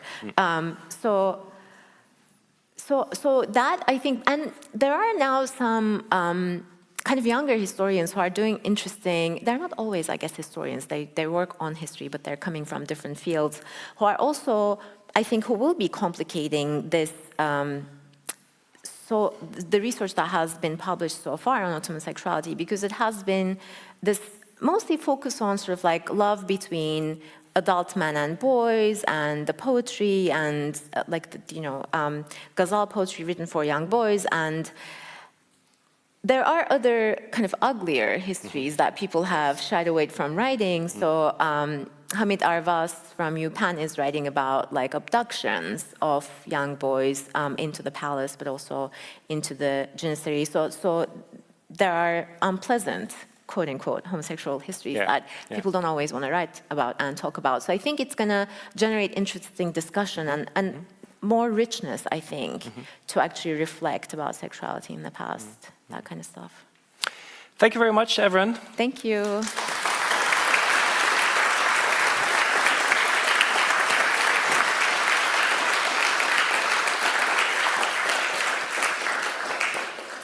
Now, our next speaker is Assistant Professor Hadley Z. Renkin from the Central European University, now located in Vienna, and there is a story to be told there, of course.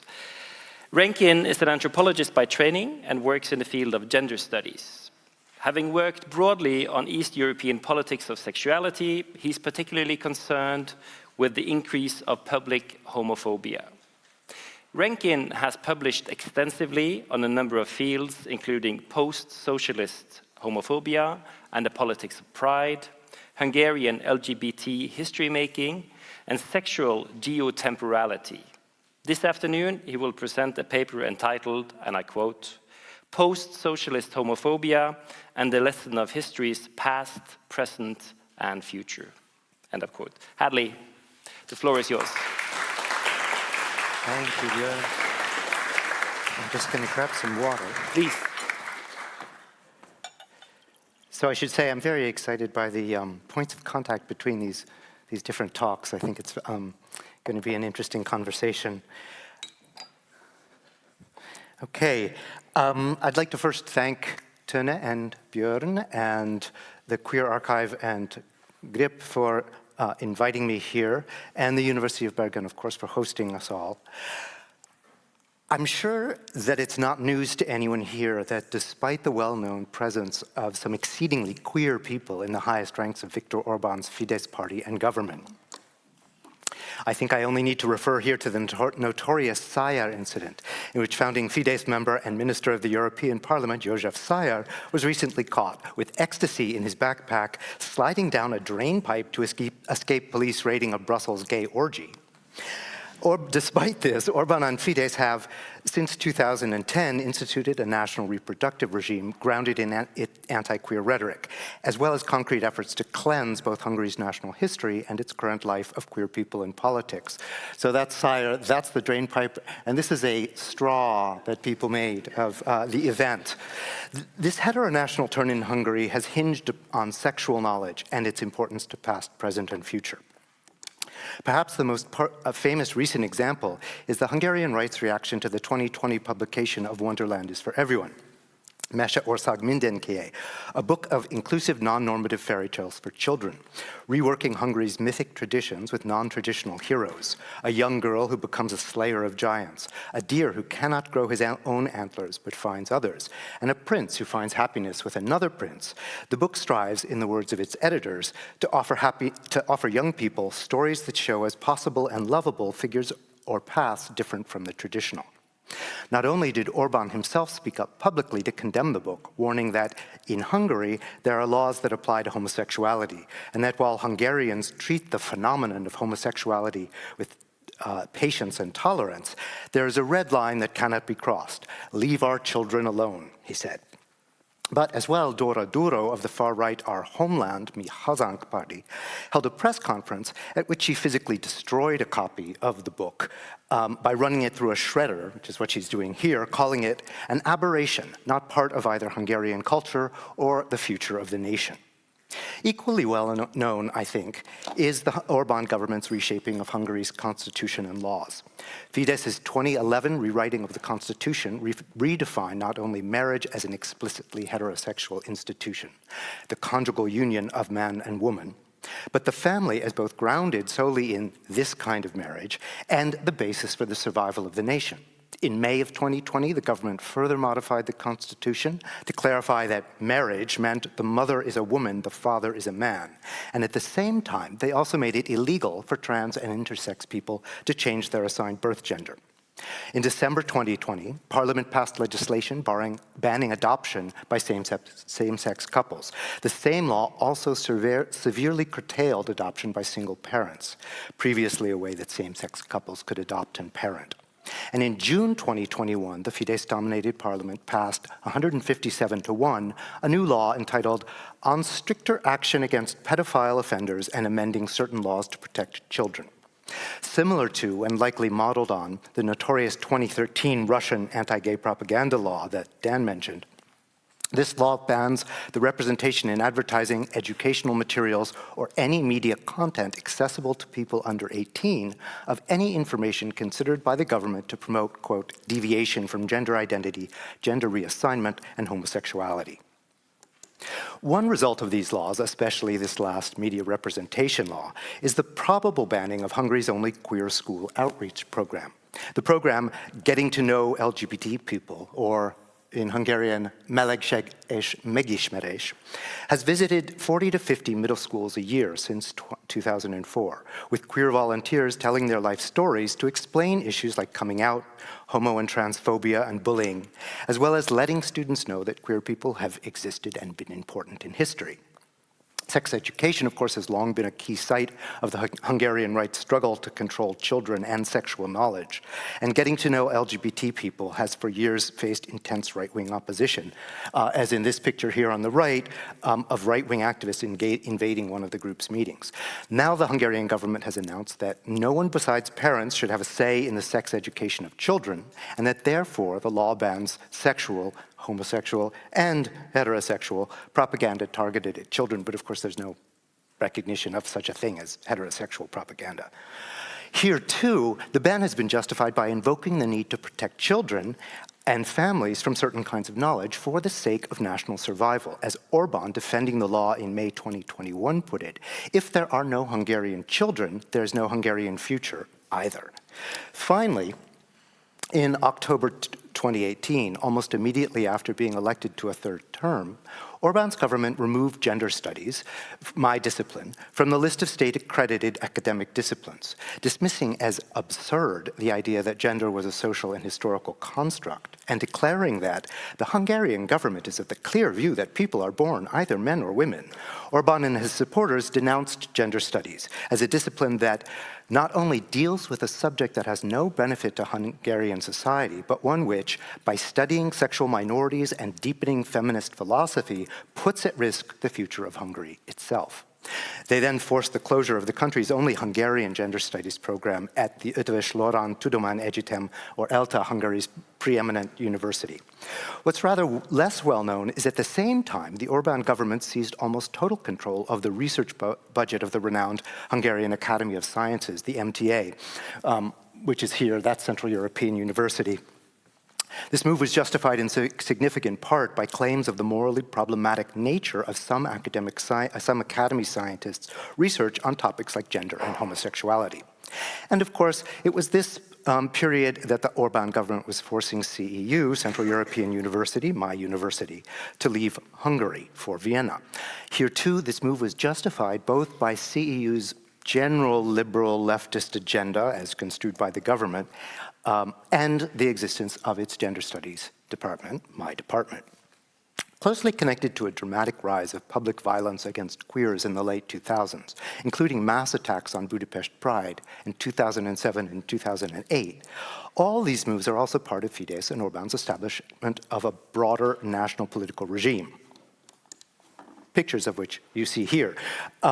This is Dora Duro, the book shredder, with her fourth child, and she publicized it with a ribbon around her belly. That's her husband. They're both the leaders of this right-wing Mi Hazánk, Our Nation movement.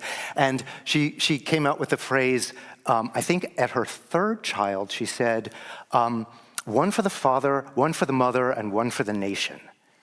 And then these are Fidesz policies. The first is a mortgage reduction program.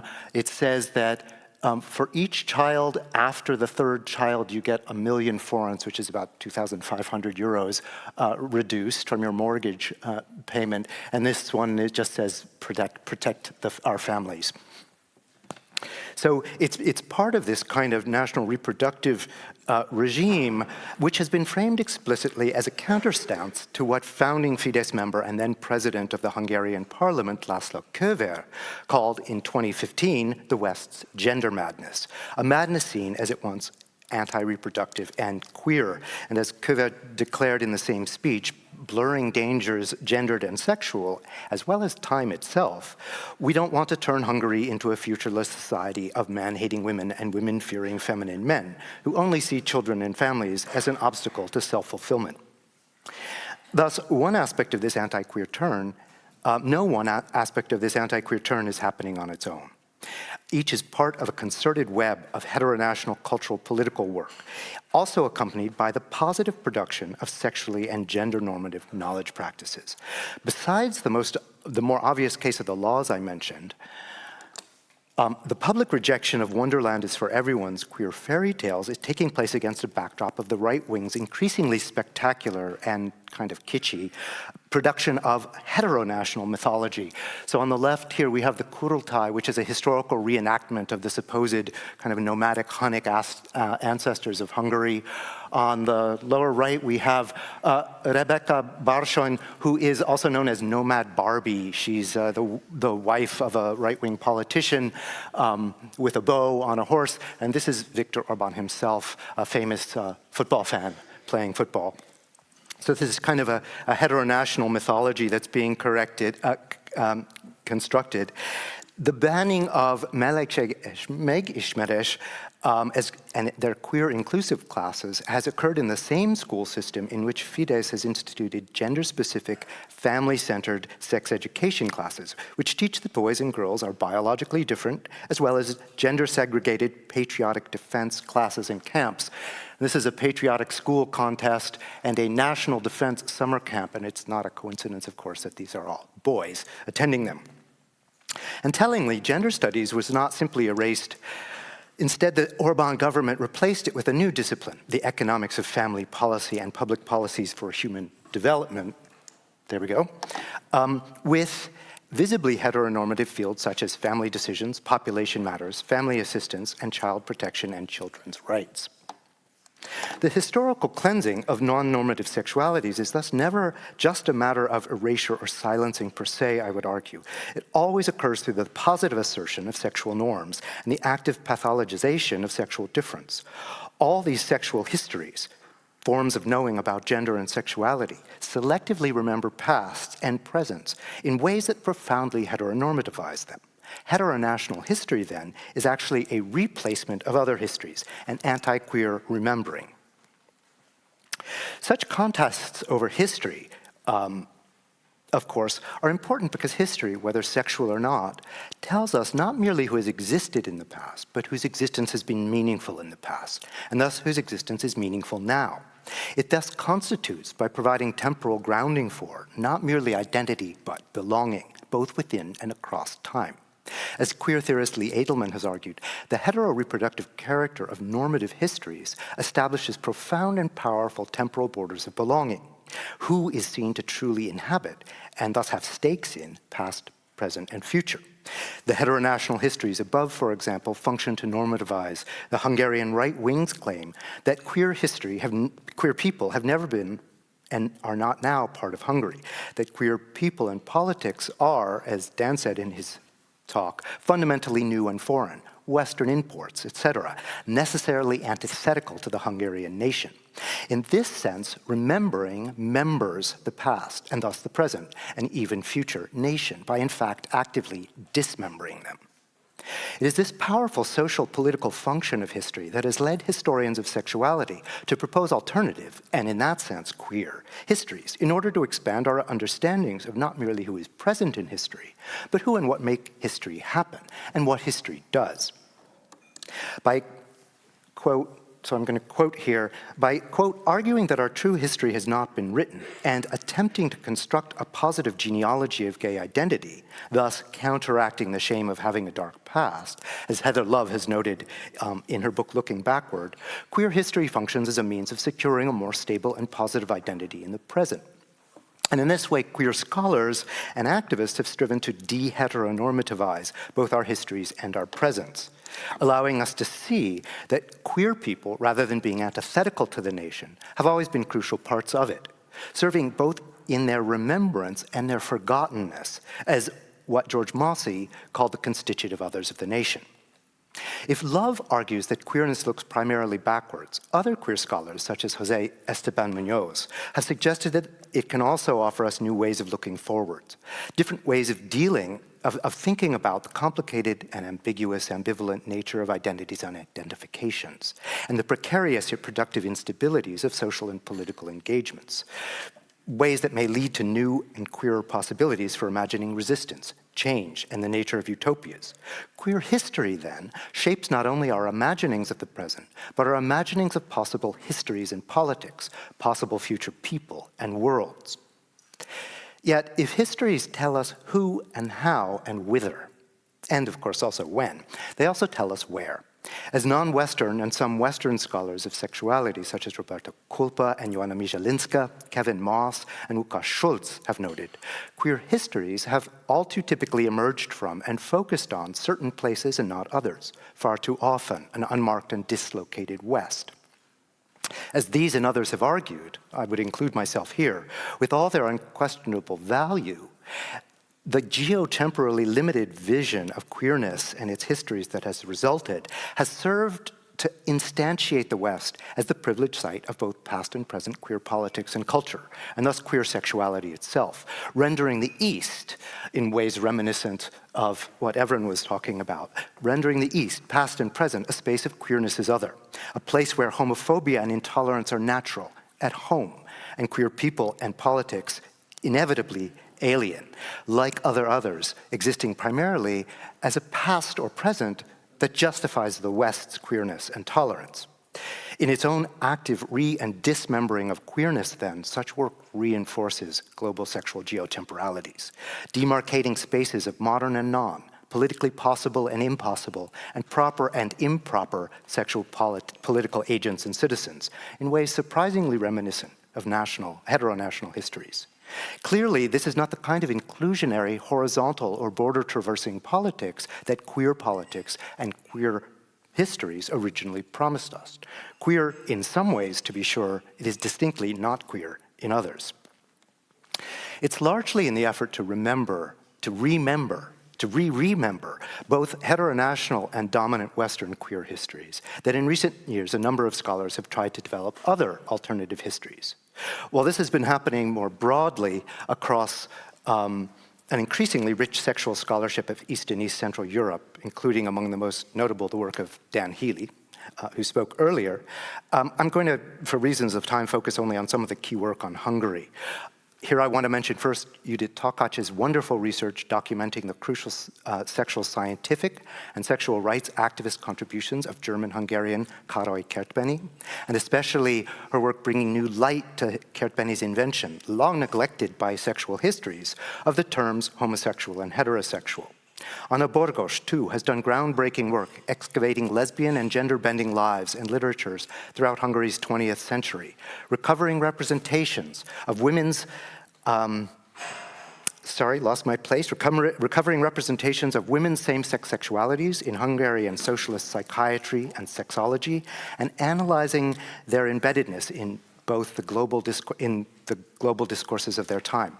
While Anita Kuramoy, in her recent book Queer Budapest, has shown convincingly that homosexuality was a visible and surprisingly tolerated phenomenon in the early 20th century Hungarian society, until well into the interwar period, and that their surrounding discourses and practices that surrounded homosexuality were closely integrated with those of the West's.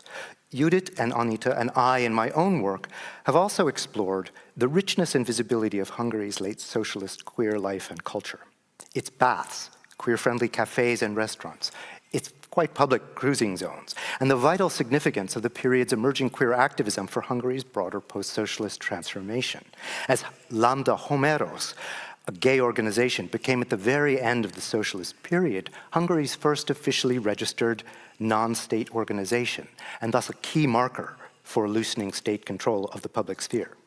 These Hungarian queer histories fulfill many of the genre's traditional functions, recovering neglected or silenced queer presences. Critically, they also restore attentions actually paid, voices and presences once visible and only later covered over. They thus restore to our vision how heteronormative heteronational histories have been made and continue to be made through and dismembering. Yet they also expand our sense of history's fundamental queerness, the complex and changing ways in which both Hungarian queerness and heteronormative perceptions of it were critically entangled in knowledges and practices elsewhere, emerging precisely from their transverse movements across assumed social, political, economic, and other borders. To illustrate this a bit more, I want to come back briefly to Kertbeny. Both my own work on queer activist rediscovery and commemoration of Kertbeny's grave in Budapest National Cemetery, and that of my CEU colleague Esther Timar on his writings and historical representation, have argued that Kertbeny's memorialization, occurring annually as part of Budapest Pride, not only through a ritualized ceremony at his gravesite, complete with solemn attendance by global queer notables such as Stuart Milk, the nephew of Harvey Milk. Not only do they performatively link Hungarian queerness to global queer community and politics, but also, through their popularization of Kertbeni's sexual scientific work and early sexual rights activism, they spectacularize queer Hungarians' pivotal participation in the development of both a modern global science of sexuality and modern liberalism's notion of human rights. Kertbeni's memorialization, we argue, thus inserts Hungarian queers, past and present, into a global transnational queer history of sexual knowledge, specifications, identifications, activism, and rights, as well as the present politics that this is all seen to inform. But our work suggests that it does more than that. At the same time that these rituals and the production of knowledge and popular knowledge of Kertbeni, at the same time that it establishes these global connections, it highlights queer people's active participation in critical hinges of Hungarian history. The mid to late 19th century in which Kertbeni lived was a pivotal time for the building of both the Hungarian nation and Hungarian national identity. It was a moment of key cultural and political tensions, for example, over authentic Hungarianness and how this should be signaled and determined. Tensions with which the German Hungarian Karl Maria Benkert, as he was originally called, struggled, first in his ambivalence over his national identity and what it should be and how he should think about it, and then by his eventual legal Magyarization or Hungarianization of his name to the more clearly Hungarian Károly Mária Kertbeni. It was also a time when gender and sexuality were increasingly fraught questions for both Hungarian science and Hungarian society, and their emerging obsessions with national masculinity. Questions with which the effeminately sensitive Kertbeni, as one of his contemporaries called him, was equally obsessed, both for himself and for others. Kertbeni's memorial thus imagines a queer history not merely transnational nor merely national, but both, simultaneously Hungarian and Western or European, local and global, and indeed not merely sexual or gendered, but both, a history we might call transversal. This kind of transversal history is especially important because histories are not just about identity and belonging, or even futurity and utopias in the usual or normal sense, in which they indicate active and equal membership in a society and its socialities and politics, or maybe fighting for a society in which equality might be possible. As post-colonial anthropologist Michel Rolph-Trouillot has argued so brilliantly in his book Silencing the Past about the place of Haiti and the Haitian Revolution in the West's historical representation, whom we remember and dismember in our histories, and particularly our histories of the political, powerfully shapes not only whom we can and do imagine as possible, past or present, agents of both history and politics, it shapes our imagining of the boundaries of history and politics themselves. That is, what kinds of history and politics we are able to understand as possible and meaningful, and thus what we can imagine both history and politics to be and do, whose revolutions or histories are real revolutions and histories, whose politics matter, and for whom. For Trouillot, then, to remember history is also to remember the political itself. I want to suggest that this kind of traversal queer history is crucial to our ongoing struggle for both sexual and geotemporal equality. If for Trouillot, in his analysis of Haiti and the Haitian Revolution, such a remembering means reimagining not only the possibility that Haitians, and non-white people more generally, can be meaningful agents of politics and history, but also that concepts like revolution and power, and indeed history and politics themselves, can have different boundaries, who makes them, where they're made, what they can thus become. It seems to me that for us as queer historians, the task is to challenge the conventional borders of how queerness and its relation to the nation and the transnational, or East and West, West and the other, are understood, to see, in what we might call classic queer fashion, that these boundaries are in fact false histories, false memories. Based on these, that sexuality and its politics have always crossed, created, and confounded, or perhaps dismembered them. Indeed, that they offer us other possibilities. Such histories may be the best way to fight against Orban and Fidesz's heteronational history making, which, like Orban's recently published remarks against race mixing reinscribe in the most deeply intimate and bodily ways all these borders between past and present, nation and transnational, east and west, queer and normal, us and them, as necessary to defend the purity and survival of the Hungarian nation. And just really quickly, I want to point to this quote because it's so stunning in this respect. If you know about the original quote that sort of set up the dividing line of the Iron Curtain, in 2015, in a conservative paper, Orban said this: there's a dividing line that starts from the Baltics and runs all the way along the western borders of Poland, Czech Republic, Slovakia, Hungary, and Slovenia. To the west of this line are those countries that have already abandoned the protection of the family. Everywhere to the east of the line, on the other hand, family-friendly policies have prevailed. Nowhere is same-sex marriage accepted. So he's divided the world into us, them, queer, normal, east, west. But so not only may this idea of a transversal queer history challenge this sort of politics, but it may also be our most effective means, I want to argue, of reimagining our currently dominant queer histories as well, which in their privileging of some places and people, and to go back to Evren's talk, to certain classes too of meaningful relation to sexuality, at the expense of others, reinforce the very same borders and boundaries of assumption, I think, that are here. Truly queering history, then, I want to suggest, queers not just the past, but the present and the future. And it does so in ways that extend far beyond sexuality. It reshapes our understandings of both the borders of time and those of space, and how people both relate to them and relate to one another. Thank you.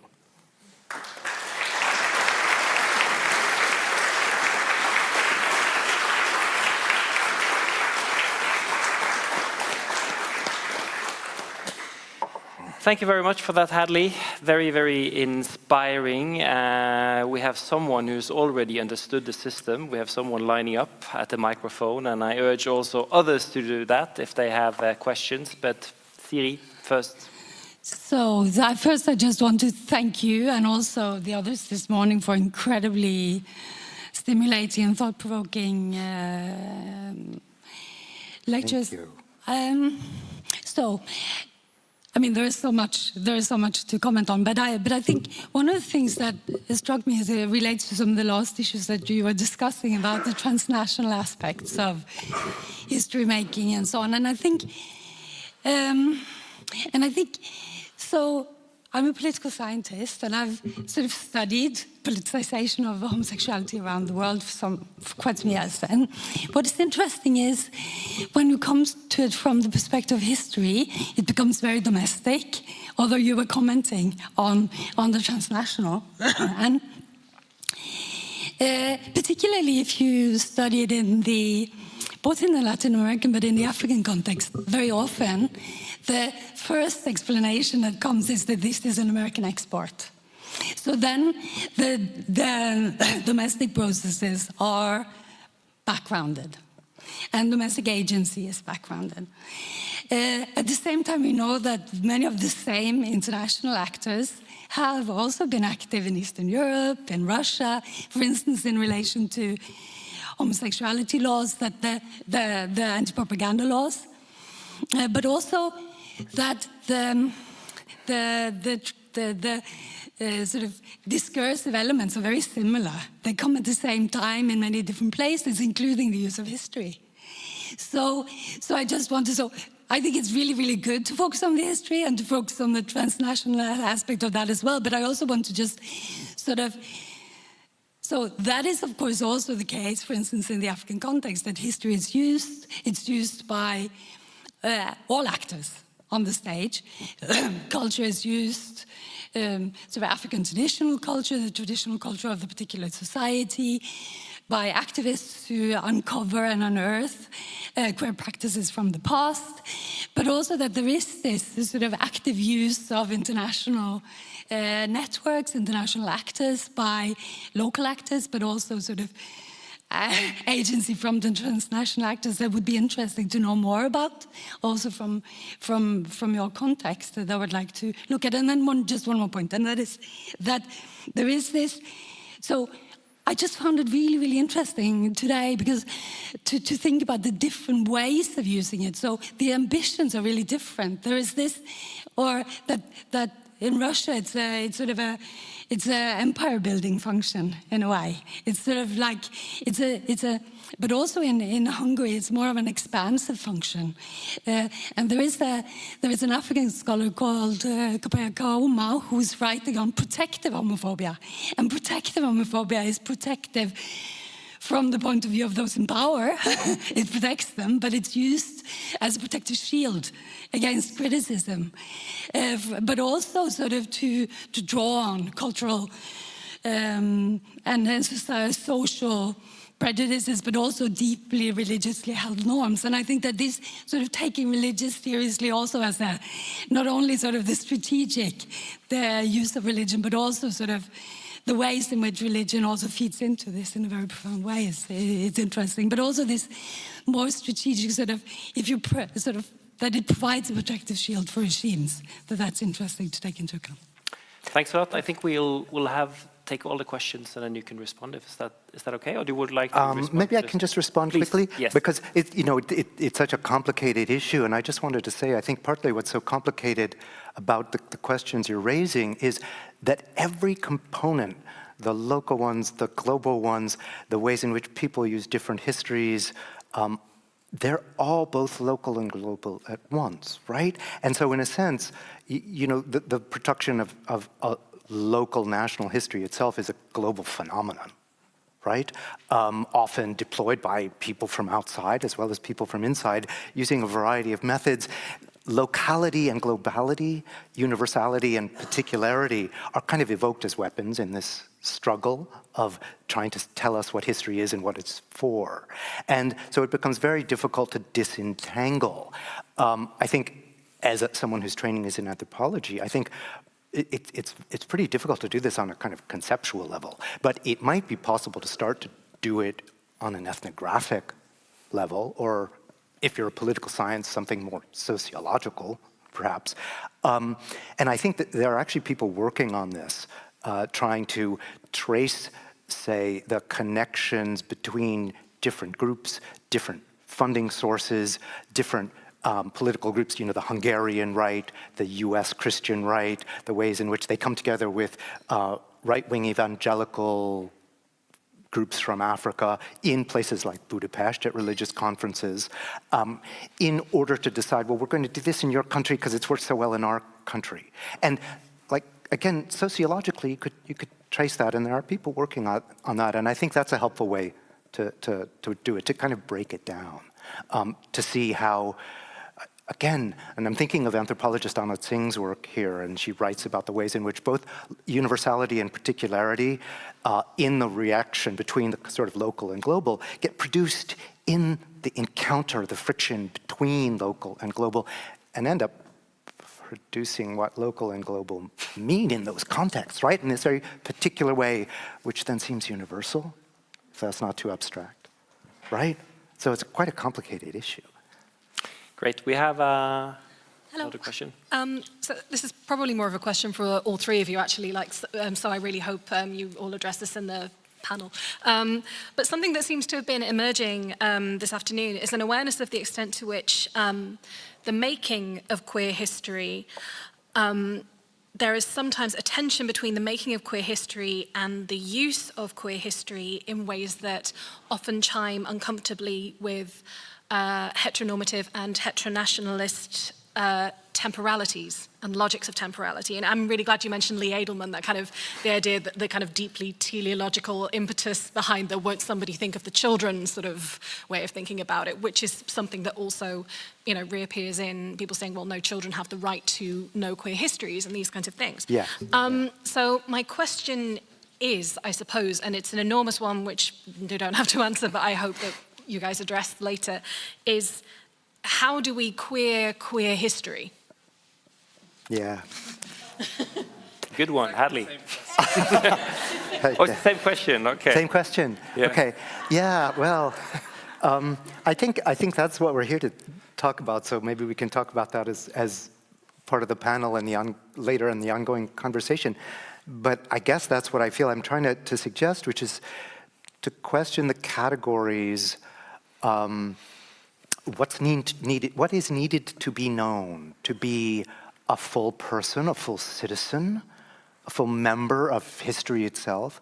What does it mean to imagine what history could be or politics could be or do that makes us desire it in certain ways? And where does that lead us, right? Again, thinking of the two previous talks, does a desire for that kind of history lead us to a sort of liberal opposition, perhaps in this we have to oppose it with something, to this national attempt to cleanse and erase, or in my argument, replace, remember?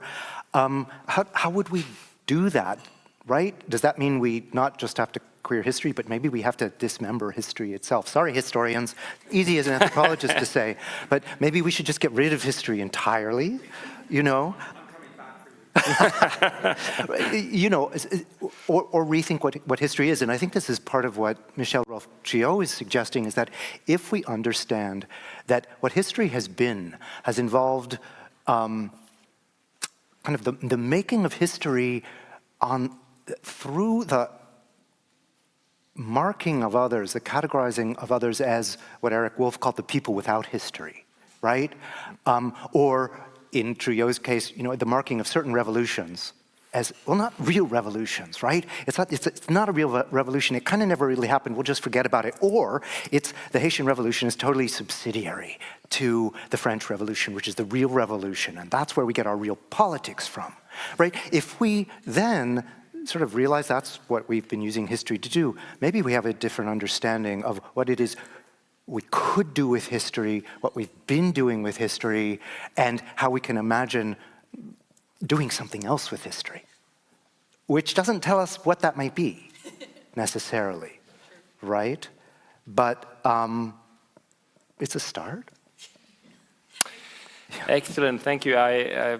I also wanted to pose a question, but I will not, because we'll have a break now. But I really appreciated your point about the chronopolitics, I think we could call it. Anthropologists have been calling the discussions you've had earlier today chronopolitics. That is the play of different temporalities at the same time that we need to relate to in a critical way, and it goes some way towards also approaching the issue of queering queer history. Well, we should, during the panel, let's come back to this, because that's a great question. I think this is a good place to end this. We'll have a break now until 3 o'clock, when there will be a panel here, so enjoy the 23 minutes or so that you have for a break. Thank you.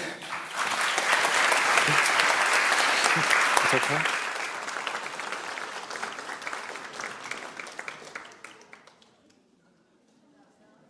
All right, I think most of you have now found your seats again. And once more, welcome back to this final event here in the Aula today.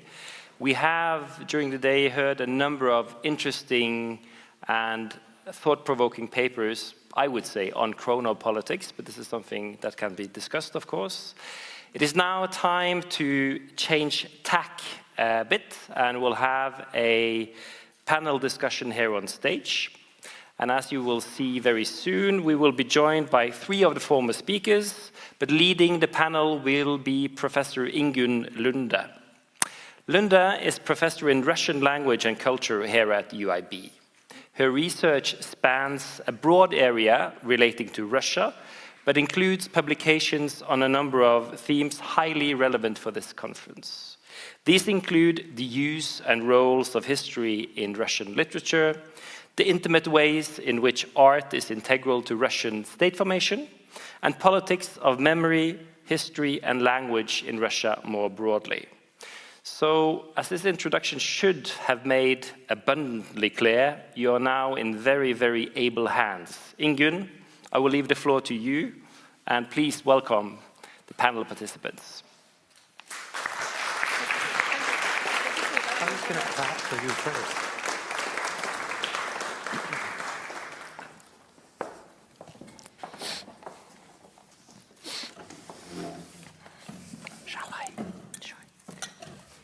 Thank you very much, Bjørn, and welcome back to Evren, Dan, and Hadley.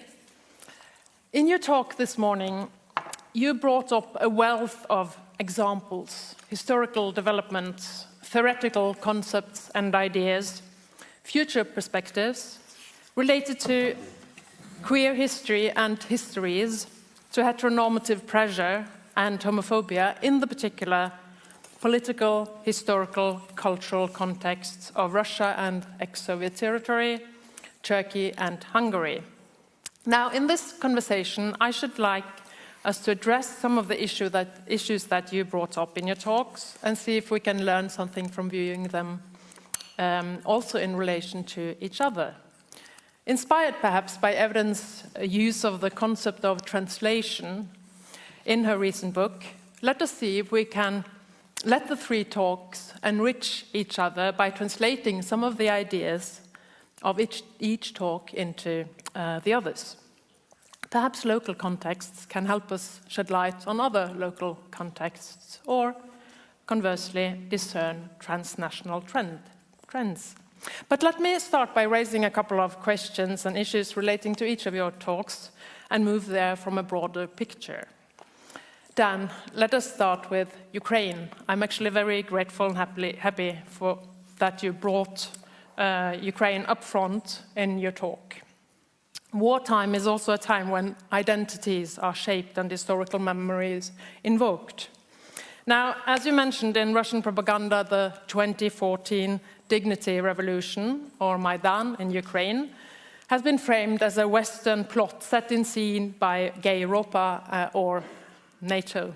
It came as no surprise then that the head of the Russian Orthodox Church, Patriarch Kirill, who wholeheartedly supports the war, on the 6th of March, ironically this is Forgiveness Sunday for the Orthodox, blessed the war as, quote, a metaphysical battle against demands to hold gay pride parades. Now, Russian fears of Gay Europa aside, everyone who has been to Ukraine and interacted with Ukrainians knows how utterly absurd the whole idea about a foreign plot is when it comes to standing up for one's country and protesting against something that you don't like. This is something that Ukrainians are incredibly good at. You don't do that because someone from abroad tells you to do so. You do that because you care. Also, during this horrible war, civil society in Ukraine has shown its incredible strength, benefiting from its flat structure, practical talent, and high morale. According to a recent poll, less than 50% of Ukrainians have not been active in voluntary work during the war. In this process, I think we have seen some new alliances in civil society, and even in the army, it seems, involving queer groups and activists, in a society that is still to a certain degree stricken with hostile social attitudes, partly because of the influence of the Orthodox Church. You mentioned President Zelensky's response this summer to a call for same-sex marriage, but you have certainly also followed the development in civil society among queer activists, in particular during these months of war. Could you share some impressions with us? Now. Yes. I'm going to say this. First of all, I'm not a specialist on Ukraine. I was trained as a Russian studies scholar, and I have spoken Russian for 50 years and never once learned how to pronounce in Ukrainian. I'm a typical product of the late Cold War and early Washington consensus, Russocentric view of the Soviet Union and then the region. And I am not an example to follow. I need to say that first, I think, to actually say that I only started to do any field work at all in Ukraine and only visited Ukraine really for the first time in 2017 and 2018, which is obviously very late and not guaranteed to give me any kind of depth of knowledge about the activist community there. But what I will say, I guess, is that the roots that had been built in the years since the Revolution of Dignity, and even before that, in the Ukrainian activist community were impressively deep already. And they were something quite qualitatively different in many ways from the forms of activism I've encountered in other parts of the former Soviet Union. So I would say that what that means in practical terms was you had a very elaborate sort of community structure. I'm talking now internally about the lesbian and gay and bisexual and transgender community and their various organizations. There were some very familiar divisions in this community between people who valued gay pride, for example, and who wanted pride parades, and those who felt that that was the wrong set of priorities, between those who critiqued homo-nationalism and used all of the latest queer theory from Duke University Press to back everything that they were saying in a way that felt wildly unrealistic in a society threatened by war. And at the same time, it was incredibly vibrant and incredibly impressive for such a young country. And that's, I think, part of the backstory to what we're seeing in the war today, with some very vocal participation by lesbian and gay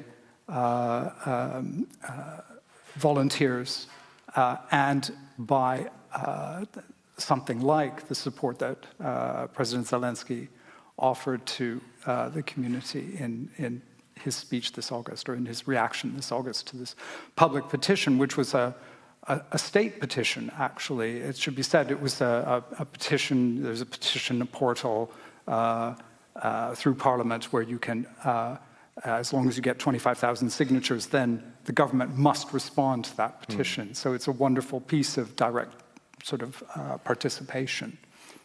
I'll stop there because I'm not an expert. That's fine. Thank you very much. Evren, in your talk, you focus on the homosexual desire for history and showed how, in response to the regime's selective promotion of the Ottoman legacy, celebrating historical continuity by invoking some historical events while neglecting others, queer activists invoke particular aspects of that very same tradition, in your example, homosexual traditions, pederastic traditions, as a way of justifying their own existence. You said, and we touched about this, we touched on this in the discussion already. You said about the state that historical continuity is advocated as long as it is politically useful. Now, being a bit provocative, we could say that queer activists, in a sense, do the same. Now, this is not entirely true, of course, since the state and the queer activist practices of selectively invoking historical continuity are, of course, grounded in very different political and social conditions. But could you still reflect a little bit on about exactly this? We spoke about it also in response to Bjørn's question earlier. When you try to describe the strategies, the goals for invoking selectively, after all, certain traditions of the past and neglecting others, what is happening here, and what kind of potential, what kind of goals do you see expressed by the means of invoking tradition? Thank you, Enge. So yeah, I'll repeat very quickly like the couple of things I had said and unpack those thoughts a little bit more. So what I find interesting and useful strategically in what I have seen in various queer activist responses was an undoing of an alleged imperial past that's being glorified without making any claims to, and those are our ancestor gays who have lived. I mean, there's no such claims, and they don't need it, and they don't walk into that trap, which I think is really useful. Like, they don't need, one should not need to justify one's existence by using history. Maybe I should start there. And I think that is partially some of what has inspired my interest in the scholar I was citing, Christopher Chitty, because how are we invited to use that history to justify our existence is a history in and of itself. And I think that maybe to respond to one of the questions we received for the panel after Hadley's talk, is maybe that is a way to queer history, right? To push against this, you know, invitation to justify our existence and a way of life, to find traces of it in the past. Now, that is not me saying we shouldn't write queer history, but how we write it then might shift, and what stories we tell and how we tell it might shift, because it will not be tethered to a, you know, to a desire and attempt to be legible and meaningful and viable and whatever else today. So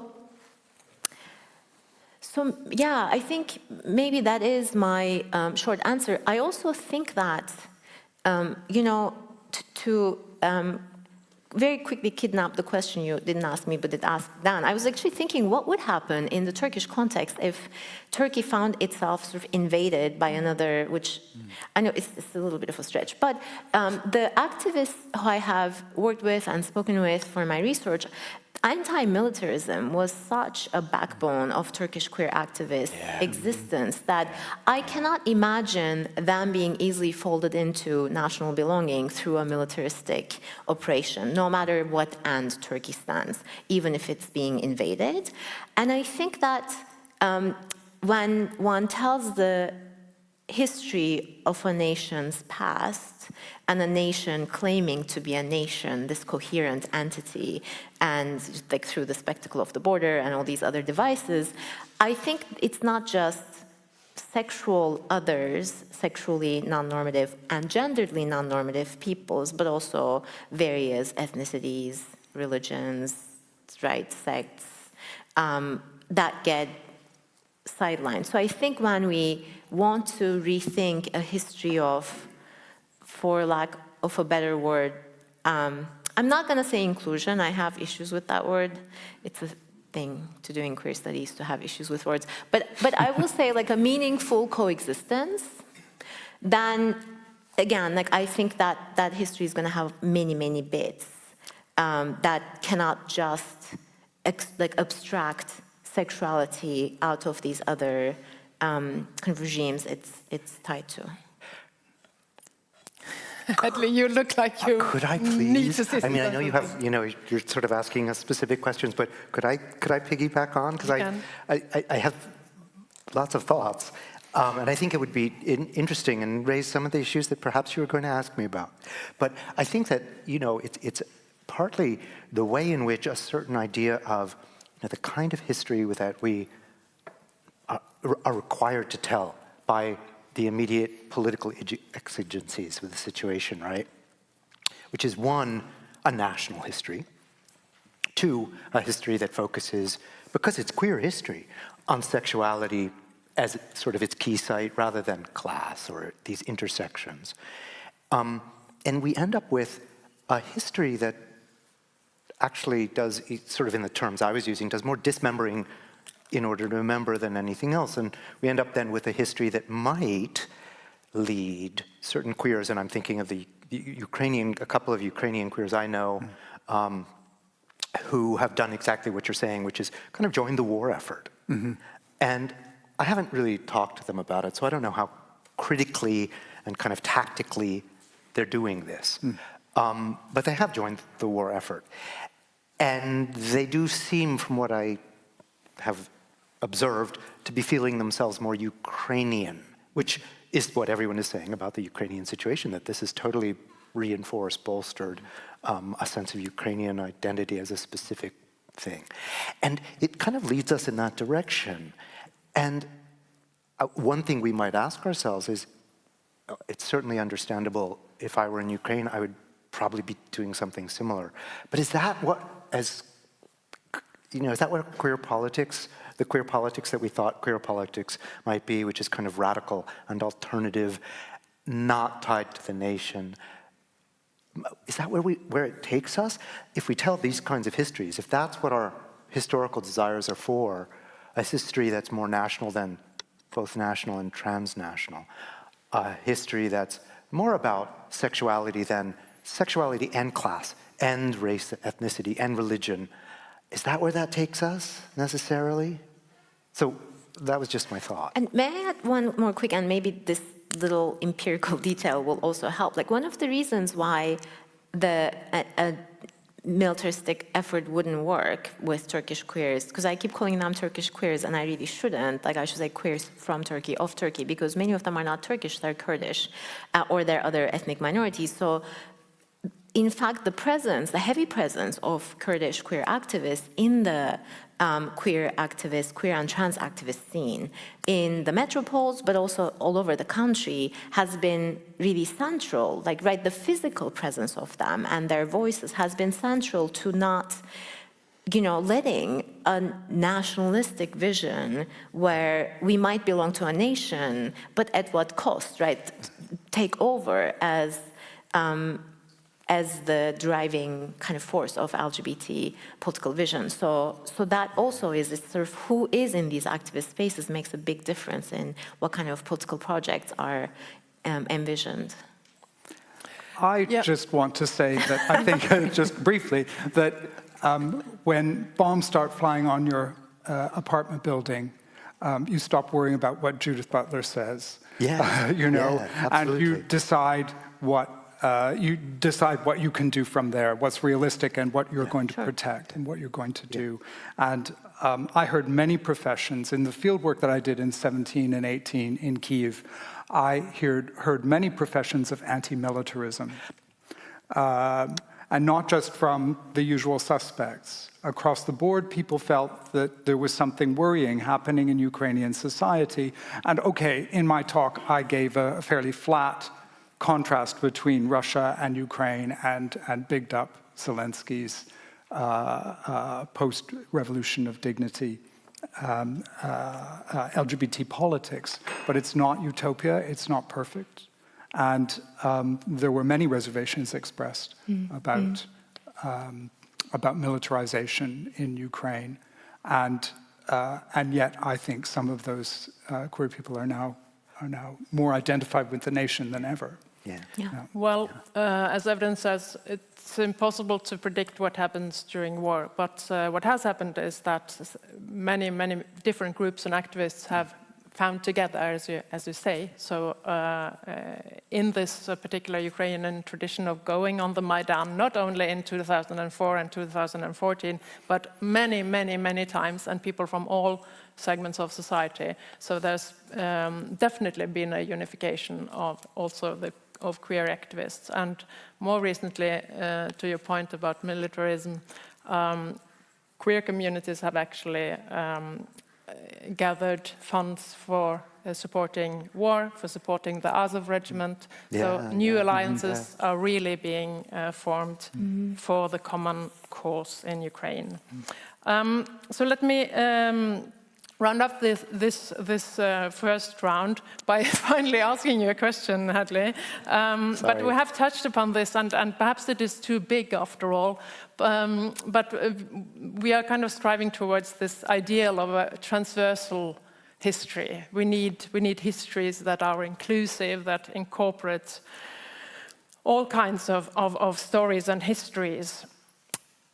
It may seem utopian in a way. How can we do this? And in particular, how can we do this in the kind of regimes that we have been talking about, that you work on? You work not only on Hungary, you also work in Poland, where this pressure comes in both, as you emphasized, on the prohibition side, but also on the promotion side. Yes. Yes, this is a difficult question. Yes, I agree it's utopian, I think this is why I wanted to bring in Munoz and the idea that, to some extent, this is where a history leads us. Because who was it who said earlier today, if it stays the same all the time, if there's no change, how's their history? That was you, yeah? I think so. This is what history is for. It's to make changes and perhaps to help us imagine beyond even the changes that have occurred in the past and the difference between the past and the present to envision a better future. I think the question is then thinking, well, how, if that's what we call a utopia, right? Imagining a better future, a place where we might all be one day, whether it's coexisting or sort of equally included or sharing equal rights, I don't know. But I think that the question is, how does the kind of history we make either restrict us in our thinking of what a utopia might be to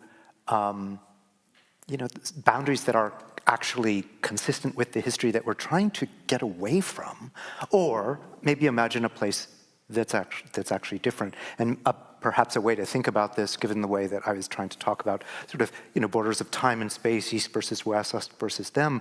I mean, I think most of us know that traditional European utopian imaginings were often sort of done by, or at least rhetorically delivered by, putting your utopia in the space of the other, right? The exotic island, which is the utopia. And that's nice, but what happens when you create right, we can all go to the island. Margaret Mead, as an anthropologist, with her utopia where people are gender and sexually free, unlike the United States she was critiquing. So that's nice. We can go there and feel free, but if the cost of doing that is thinking that that's doing what others do, we've automatically established our utopia at the price of the reestablishment of that kind of boundary. Is that what we want to do? What kind of a utopia will that eventually be? And so I guess the question then is, how do we include in our histories a sense of what has been and is possible, who has been active, who has coexisted, that would help us not do that? Right? So in that sense, I have absolutely no answer, but maybe I have some thoughts about what it is we want to avoid. Mm-hmm. Let us go on by reflecting a bit about the words, the terms that we use, the concepts that we think with and about. When we talk about homophobia, queer rights, queer activism, probably we assume that such terms or concepts reflect more or less the same thing, with some local, socially, historically, culturally determined features. Evren, in your recent book, you focus on the translation in a very broad sense of concepts and their understanding. So what happens with these terms as they travel, and what additional layers of meaning do they acquire when they travel across cultures and societies? So I'd like us now to use this idea as a point of departure for connecting the three talks. But perhaps, Evren, could you first give us an example of this phenomenon, just for us to get a better grasp of the methodological and theoretical impact of this idea? A very simple, easily understandable example, if you have one. I feel like this is a question I didn't prepare for, but I will do my best. Like a quick, okay. For instance, so in the book, I trace various concepts in each chapter through different stories to show how, in fact, a lot of the binaries that Hadley's been listing kind of are untenable, traditional versus modern, local versus global. In one chapter where I talk about outness, which is one of those sort of favorite things to point out as a like kind of Western white phenomenon, quote unquote, I show how various queers relate to outness not necessarily as a gay good, right? So they might have a complicated relationship to it. They might desire it. They see some upsides to it. They see some downsides to it. So it's not like Turkish queer people, and in this case, kind of gay men, imagine that outness promises them a simple, unproblematic, bright future. And I write about the murder of a gay man in one of the chapters, actually, and then I track some of his prior writing prior to his death, but also some of his friends as well, who also sort of like negotiate things like coming out differently, not in ways we find in the literature, even in the literature that's kind of queer of color critique, that's critical of the white outness narrative. So they are very, their gender presentation is quite mainstream and hegemonic, so they would need to literally come out to be known as gay, these men, but they sometimes negotiate these issues around outness with, you know, refusing marriage because marriage as an institution is problematic, and the narratives they craft then become more structural critiques than individual I am gay, therefore, versus marriage is this problematic thing, why would you want me to do to their parents? Is this kind of helping? So when I track the travel of outness to Turkey, I do find a very complicated, negotiated terrain of engagement with a concept that's not refused as not local and national, but that's not also embraced in a simple, straightforward way. Does this help? Yeah, brilliant. Very helpful. So if you turn now to the societies that you have studied, I mean, we have a great diversity of cultures, countries, societies that we've been speaking about today. Dan, if you would try to apply this idea about the translation or transformation of concepts, ideas, terms that we kind of think of as obvious, with obvious meanings, could you think of any particular example or event or historical line of development in Russia or the ex-Soviet countries that you have studied? Well, it's a very rich field, but I've been thinking frantically since you asked Evren her question. What would be my example? Yes, what would be my example? And I think that I'm going to bring up the example of tema.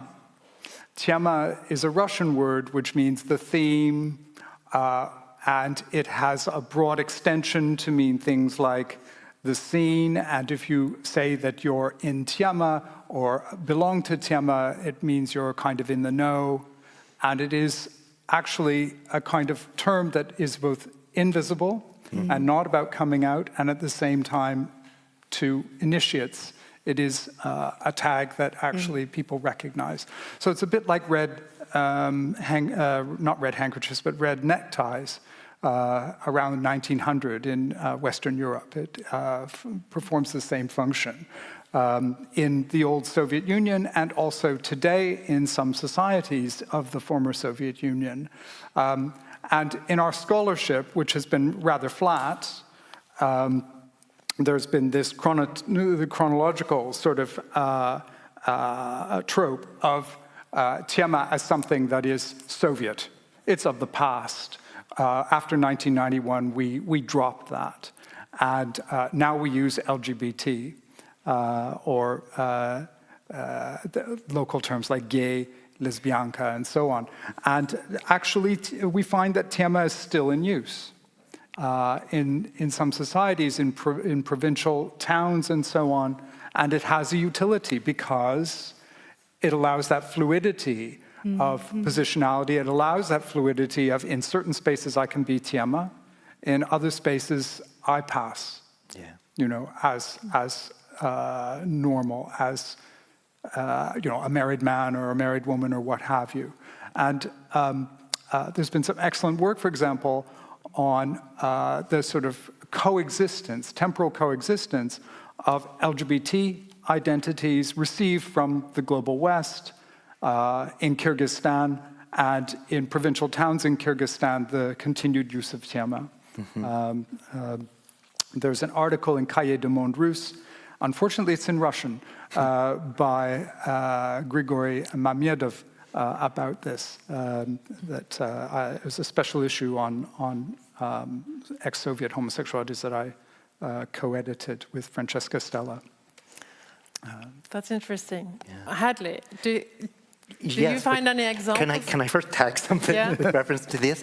Because I think one of the things that's so interesting is the way in which a term like that, or a way of dealing with the issue of outness like that, it changes the borders between visibility and invisibility, as you were noting, Dan. And I think part of what our desire for kind of a queer history is a history that makes visible, right? That's what we imagine history to do. And again, I think that that kind of visibility leads in certain political and personal directions. Some of that might be national or just a doctrine of coming out, or of using words like lesbian and gay instead of the words of the past, which we now know are the wrong words.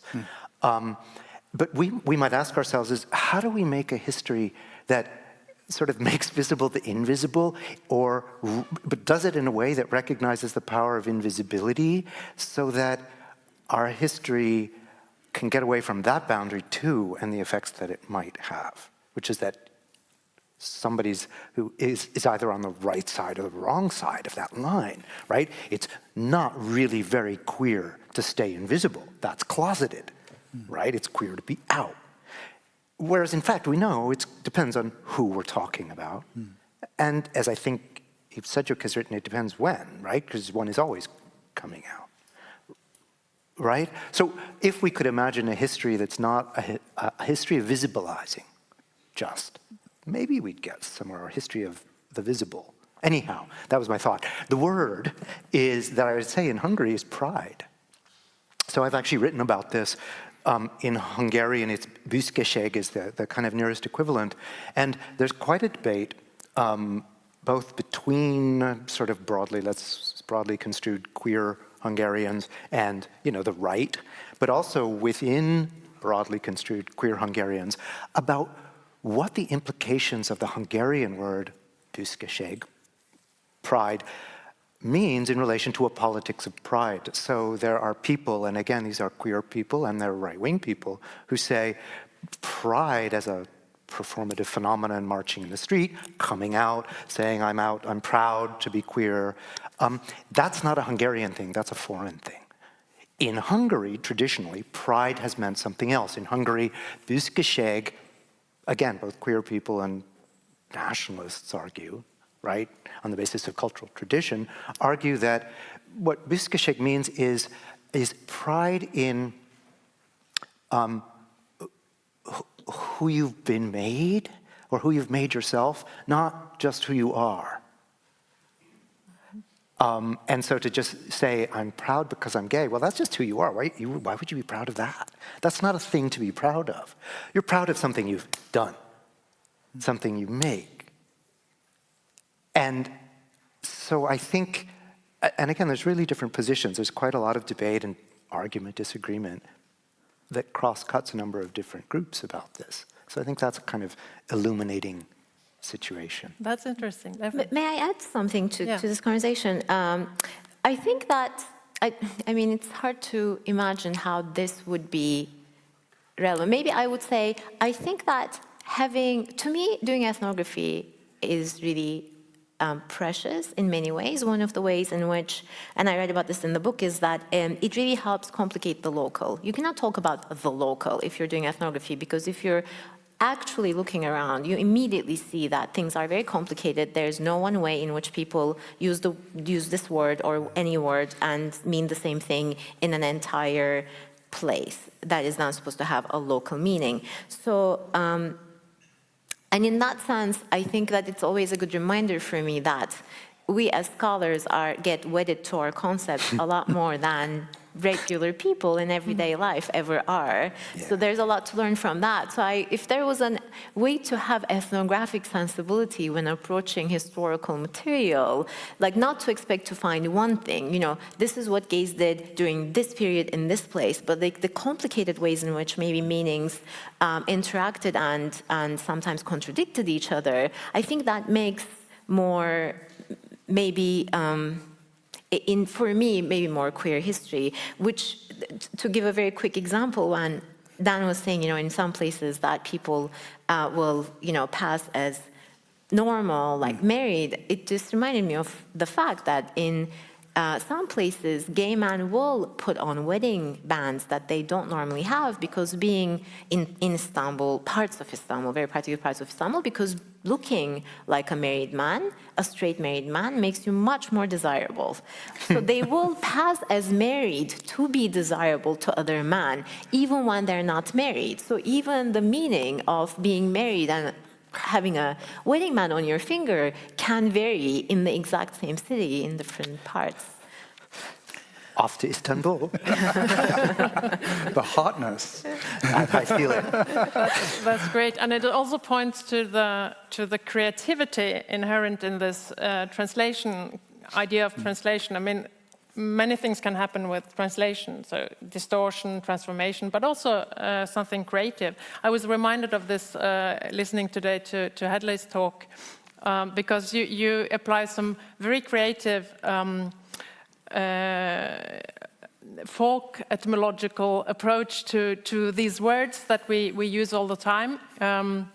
You refer to remembering, so rememorare in Latin, memorare, and membering, dismembering, remembering, membrum in Latin. And my point is not to play the rigorous philologist here, but these are two entirely different words, as you know, in Latin.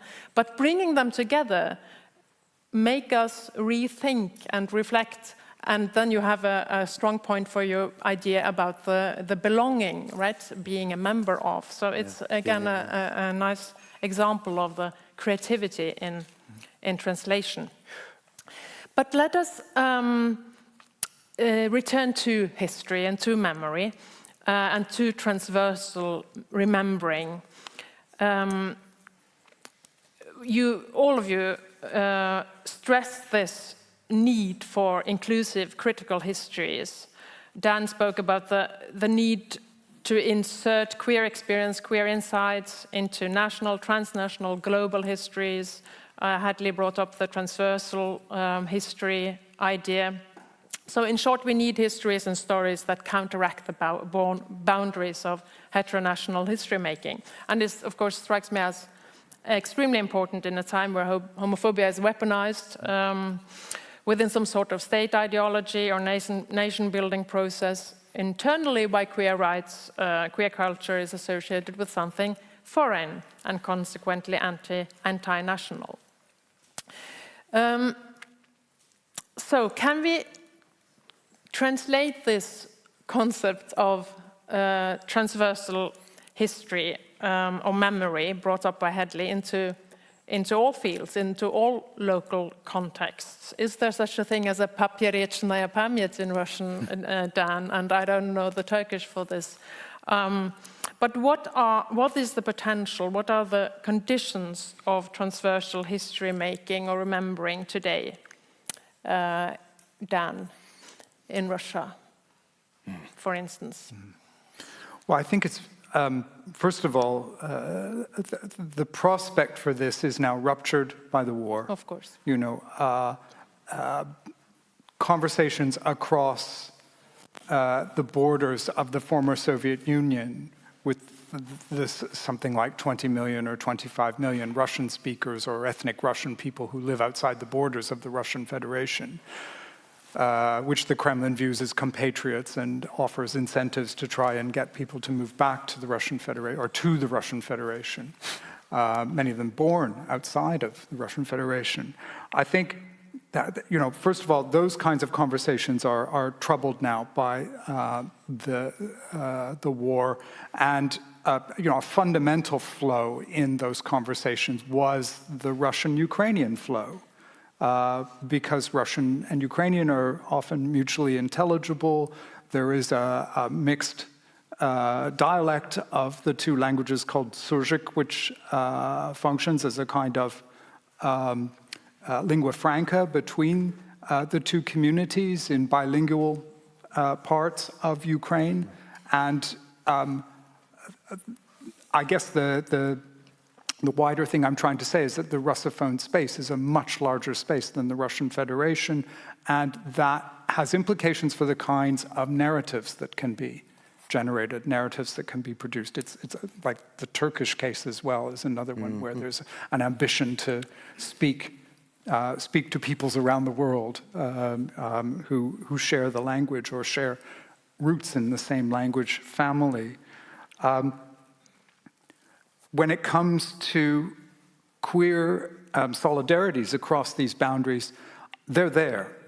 I think that they are there, and that there is a lot of respect, I noticed in my fieldwork in Ukraine and also in Georgia, for the accomplishments of Russian LGBTQ activism before the February 24th, anyway, that there was a recognition that those activists had constructed something that was quite elaborate, quite sophisticated, quite marked by different communities, not just ethnic Russians, but the other communities of the former Soviet Union, and that it was to be envied at some level because of its embrace, to some extent, of global identities and of outness, and its courage. So there was respect for that in the informants I talked to in Ukraine and in Georgia, in Kyrgyzstan as well, I would say. So there's the opportunity for transversal histories, and some of those conversations have begun in the regions. I mean, you shouldn't invite the professor from Oxford to tell you about this. You should invite the scholars from there one day to hear what they have to say. I think that's the best way to decolonize what we do and to decenter it from Western narratives and Western terminologies. But even if the situation now is extremely difficult, there have been periods in Russian history where there has been room for more diversity. So if you look back, could you still kind of locate or identify spaces and places where more diversity is allowed to, or was allowed to thrive? Something that can be kind of, speaking of history or uses of history, that can be applied as inspiration, at least today. Well, you know as well as I do that there are two words for Russian in Russia. There's Ruski, which is the ethnic Russian marker, and then there's Rossiyski, which is the identity of someone who may not be Ruski, who may not be an ethnic Russian, but who is a citizen of the Russian Federation. Boris Yeltsin also always said that he was president of all the Rossiyski people, not just the Ruski people. And so there is this narrative within Russian national construction, and it has positive and negative inflections. I think that says that Russia is an inclusive national grouping, an inclusive political grouping that welcomes the Yakuts, that welcomes the Buryats, that welcomes the Tatars, the various Tatar communities around the Russian Federation, and so on, all the 135 or whatever it is nationalities of the Russian Federation. So there's a very strong track of narrative around inclusiveness in Russian national history. Catherine the Great was empress of all the Russias.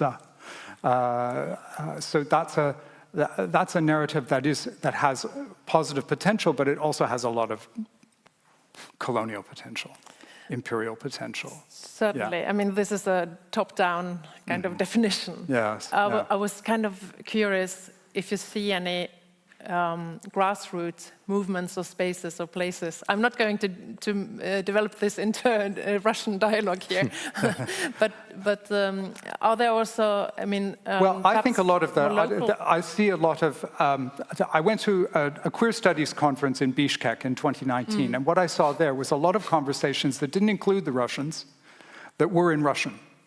So we were Ukrainians, speaking to Kazakhs, speaking to Kyrgyz, speaking to Georgians, speaking to Moldovans, all through the medium of Russian, and making connections about activism across those spaces. And what was, I wrote a long blog about it, which I can send people the link to describe the papers that was heard. But the general message was a lot of shared experience, a lot of shared experience of working against authoritarian regimes, but also in societies that rejected visibility. I'll not shut up there. Evren, what is the potential for transversal history, to come back to the question in the first place, in Turkey? But by transversal, do we mean transnational, or do we mean... I think we mean an inclusive kind of history where we don't have the heteronormative on the one hand and the kind of counter-cultural queer history on the other. Is this right, Hadley? Correct me if I'm wrong. No, I think that's exactly it, as well as, so not just national, but also not just transnational, right? Something that kind of recognizes the ambivalence, the ambiguity, that these things are always tied together. That's what I would say. Okay, I think that maybe I will use transnational a little bit differently, but I will explain. So to me, any history that we understand as transversal here cannot be a national history, because it can't abide by the borders, to me. Like, I think that it has to think outside of the borders that a nation state has established. So, because that border is part of the myth of the nation. So, I hope we work towards a borderless world someday, I think the way there has to include, though I think it's very, very possible to write these histories, to maybe also think about, routes of migration, labor migration, other things like that, so that one doesn't tell a story of, we the people in any way, because, who belongs within those borders and who doesn't shifts all the time. But I think it's very possible. In fact, we were having a conversation yesterday about how I actually find it quite, upsetting that it seems like since there was a much more internationalist moment in the 60s and the 70s in the world, where I think a lot of feminists and anti-racist activists and labor activists spoke to each other across borders so much more frequently and so much more freely, in a way that we don't seem to be doing it anymore, because I think it does perpetuate this myth of the local that we have. I mean, obviously there are particularities to each place, but there are also a lot of important overlaps and connections. I mean, even in this panel, we're hearing so many echoes of what each person is saying in our own kind of cases, separate nations, allegedly, but very similar stories are unfolding. So to me, I think that a history that maybe does not repeat the heteronormative also doesn't repeat other normativities. It doesn't place a national subject at its center, for instance, or but it is possible. And in Turkey, there are scholars who have, and to me, scholarship that has written about the Kurdish and Armenian minorities and their sometimes sort of intermarriages, but also the desertion. There's a continuous internal displacement too, and sometimes killing and exile and all these histories. So when you put them together, that story does not stay within the current borders of Turkey. It's a little bit all over the place. So I think then maybe for the scholar, the task is not to say, okay, I have to draw a boundary. This looks like a good boundary. Let me say, because we all have to, right, finish an article or finish a book or say that our research is done at some point, at least for the moment, but maybe we don't let those boundaries be dictated by the boundaries that we are told, like this is where the Ottoman Empire ends, this is where the Turkish Republic begins, or this is where the boundaries of Turkey end. Therefore, what happens outside of it is somewhat irrelevant to what happens inside. Like that, if we simply just don't do that, I think we get already quite far. Hadley, would you like to add something to the Sure, if I can. boundary? I think I've had so many responsive thoughts that I've lost track of them. I think I would say, one, so in Hungary, I think there are places where this is happening, right? I mean, this is what I was trying to say about the knowledge practice of Kertbeny as a scholarly subject, as an activist subject, as part of this memorialization. That's actually a site where the local and the global, the national and the transnational get woven together both in the past and the present. And so I think that is a place where, and it's a kind of combined project of activists and academics, it's a place where this kind of transversal history is actually happening, even if it's sometimes being kind of performed or socially enacted rather than written in a scholarly fashion. But I think it's also really helpful to always remember that foundationally, the nation and thus nationalism it's a transnational phenomenon, right? So the nation is, if you read into the history of the nation, it's produced through the interaction and the comparison to other nations, right? In the playing off of our nation versus their nation. Like, this is what makes a nation what it is. It's always kind of a lie about its own boundaries. And if we remember that, then perhaps we can always look at, what are the international components that go into this bounding of things, into, well, we have to do a national history because it's what people do. And this gets to this question that we had earlier of, well, what happens if we want to, as we do need to, institutionalize kind of a queer studies or a queer history? How do you do it without institutionalizing the kind of national borders that academic institutions are built around, so that then that's what your task is? So we're going to have something, of course, that teaches about Norwegian sexual history, and then maybe we'll have one about global sexual history, and all of this reproduces exactly those borders. But maybe if we tell ourselves, a nation is not a local thing. It never has been. Right? It's a very historically cited phenomenon, but it's a very translocal phenomenon, and maybe that helps. And I just think as well, half of me is contracted to an area studies department. And area studies is a bit of a devil in this room, in this picture, because it bundles nations into convenient containers that suit the research agendas of universities and the CIA and all the other bad people that area studies has been accused of working with. But area studies groupings of nations also reflect wider public habits about thinking about Central and Eastern Europe, for example, about thinking about the Turkic-speaking peoples, or about the Middle East, or about places that we bundle together. And one of the things, as I get close to the end of my career, I feel intensely strongly about is that the former Soviet Union is like, those are three words I should never utter again.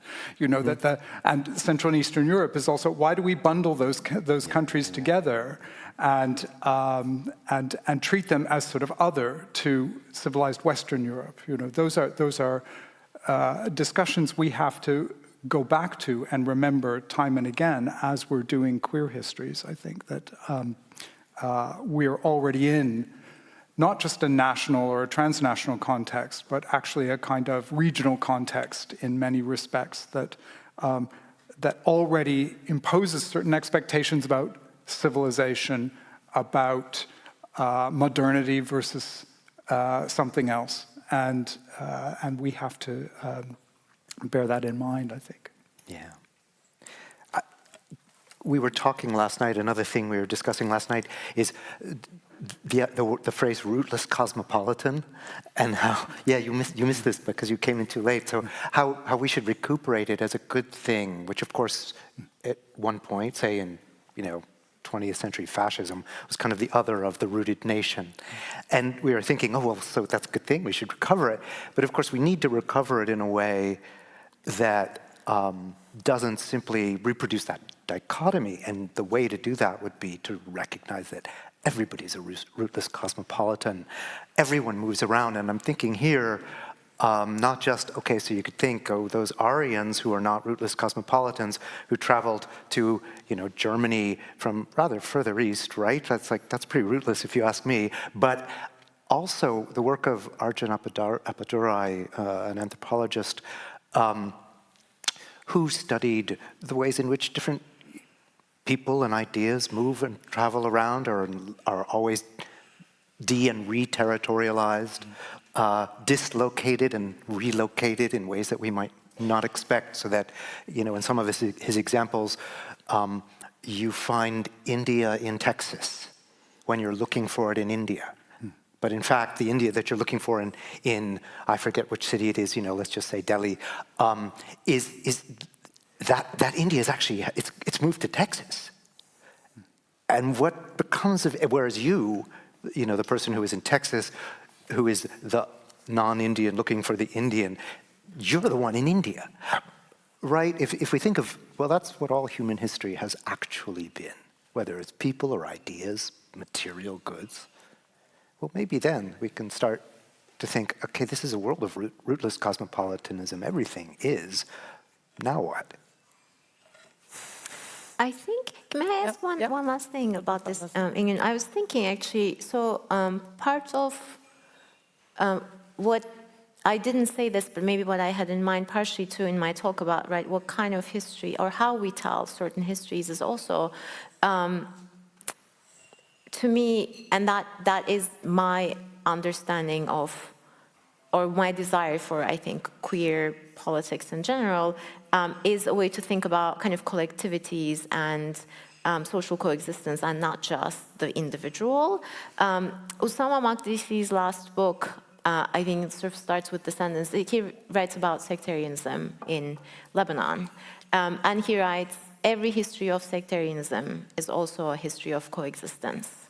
And I think that turning around of a story from being a story about clash and hostility and war and difficulty into a history of coexistence is a very important intellectual move.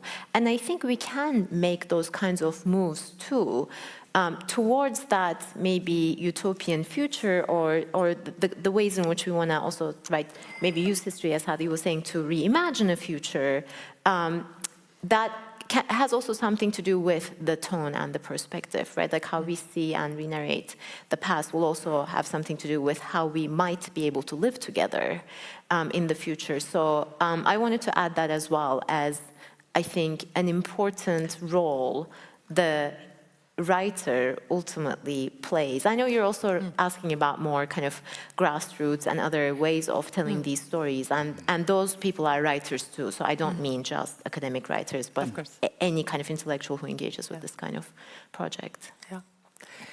We are coming soon to a close, but we should very much like to include also questions, comments from the audience. And we have this procedure of coming forward and using the microphone. And there's also a possibility to pose questions for those who are with us online. We have a question there. Would you please come forward? Introduce yourself. Hello. Thank you very much for your panel discussion and in general for your words. I'm a little bit nervous, but my name is Alexandra and I came from Belarus. now I'm studying here in Bergen, in the University of Bergen. And I'm doing master in public administration. And I would like to ask you a few questions, like 2 questions. So since in Belarus we had elections in 2020, and now we don't have absolutely in Belarus, directly in Belarus, no independent media, no non-governmental organizations or something like this who can collect or spread information or through just like, okay, so how can we observe the real situation when there is a spread of propaganda from Russia and generally and also from, especially in Belarus by itself? So, and also we can see then there is, like a few days ago, I have seen that African people from Africa were engaged in the military preparations to fight on the side of Russia in Ukraine. So, and it was spread around Russian propaganda too. And I would like to ask, who is responsible for archiving history, and how can we help to save this history when there is such a threat from like Putin? He's a huge threat to the whole world, I think. So how can we do this to save our history, to save the history of our of everyone? And yeah, thank you. Thank you very much for bringing up this important issue about conserving, saving, protecting history in the situation that we have today in Belarus, in Ukraine. Anyone who has some ideas or suggestions for how? Well, there is work being done. I would like to say a few things. Thank you very much, first of all, for this question, Alexandra. I think it's a very dark time in Belarus. I mean, we've seen there the introduction of violent totalitarianism, where the cells of the secret police are being used in a frightening way that hasn't been universalized on ex-Soviet soil since the time of Stalin, really. There's a lot of violence there, and it's very frightening. What can we do to preserve queer history is interview as many people as we possibly can who've managed to escape Belarus, and try, I think, to make contact with as many people who wish to speak from Belarus, perhaps through secure channels like WhatsApp and so forth. But the one thing that ought to be known, I think, by this audience is the tremendous amount of work that the Belarusian LGBT activist community did before 2020 to create that history and to materialize it in things like the Makeout album, which was published about 2017 or 2018, in recognition of the fact that 4 generations of LGBT activists in Belarus had come and gone in successive waves of repression, and they knew they were going to be next, and they decided to produce this album as a physical material object that would testify to their work. And there's also the Makeout. If you type together makeout.by, you will find their website and and they have archived that online. So I think the future is not bright. Future is a long way from utopia. Fancy words like utopia, I don't believe very much in, to be honest. But I think that the thing is to make continue to keep those channels open and to try and talk as much as possible. Belarus is not yet North Korea.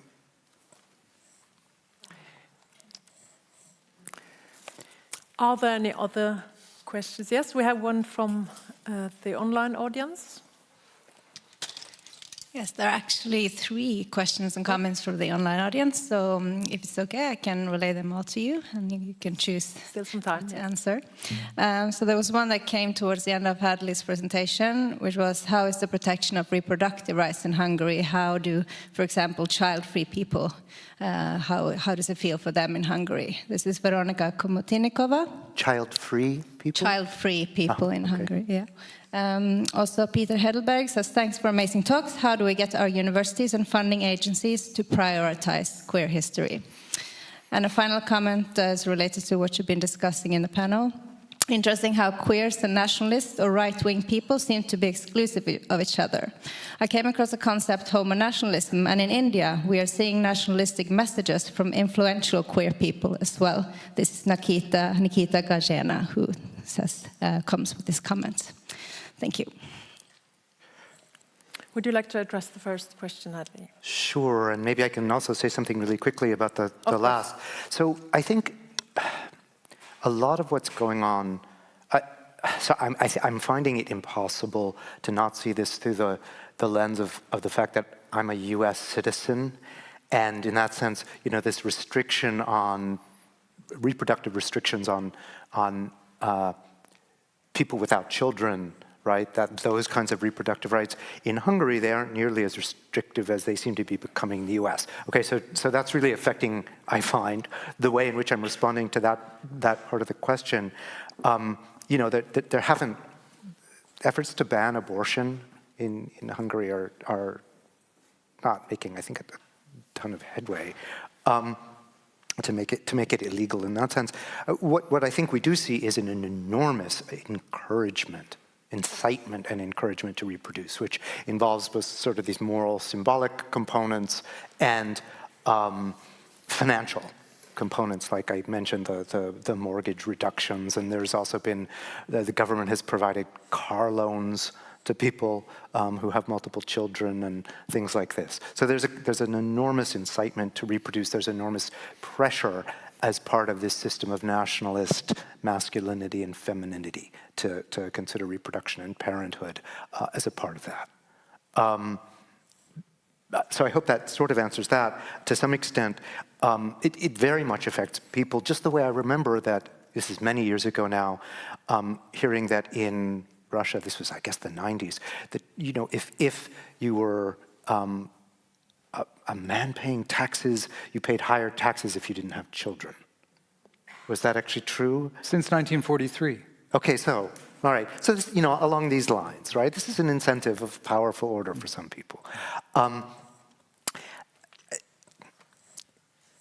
What I wanted to say about the you know, right-wing queers. Well, I mentioned József Szájer, okay, who's actually a pivotal member of Orbán's party and a member of the government, who's been involved, as have other people with rather suspect sexuality in the Hungarian government, who've been directly involved with promulgating anti-queer legislation. And so, I mean, and of course there are queer voters, Fidesz voters. So there's queer people supporting nationalism, as there probably have been ever since there's been nationalism. And, you know, people have written, George Mossy writes about this, other people have written about how, you know, there were pro-Nazi queers, not just in the Nazi party, there were people earlier who thought of, you know, the male homosexual as the perfect militarized representative of the nation because they were male-centered, male-bonded, didn't, you know, have to have any connection with the weakness of women, and therefore could be the best true warriors for the nation. So, you know, this nothing has changed in that sense, I think. You want to add something on the other questions? I mean, I'll just echo Hadley, but I'll make it quick because I don't know that I have that much new. I mean, I think the person who asked the question, and if we made, but I think I distinguish between like individuals who are in the sort of LGBTIQ+ under that umbrella versus what I understand to be queer and trans politics. So when I talk about people, I'm talking about activists who are organizing oftentimes, and they don't have national, like from what I have observed and experienced, they don't engage in nationalistic, militaristic projects at all. Though, of course, I know all over the world, including in Turkey, of course, there are gays and lesbians and trans people and bi people who will have conservative politics on various levels, not just nationalism, but others as well. So it's not to, I don't know if this is whitewashing or what kind of washing this is, but like wash queers out of any conservative or right-wing or authoritarian leanings anywhere in the world. If anything, I hope that queer studies has completely undone an essence, or some sort of radical essence to queerness just because one is, and that's also true for race, and that's also true for, I mean, there are, it's also true for class. Like that's been one of the kind of key questions that I think scholars have asked. Why do people participate sometimes in projects that, at least on the surface, seem antithetical to their flourishing? But either way, yeah, I agree. Yeah. A final word, Jan, before we close? No? Okay. With this, I think we have come to the end of a very inspiring and fruitful day. Thank you so much for your wonderful talks and for your participation in this panel. Thank you.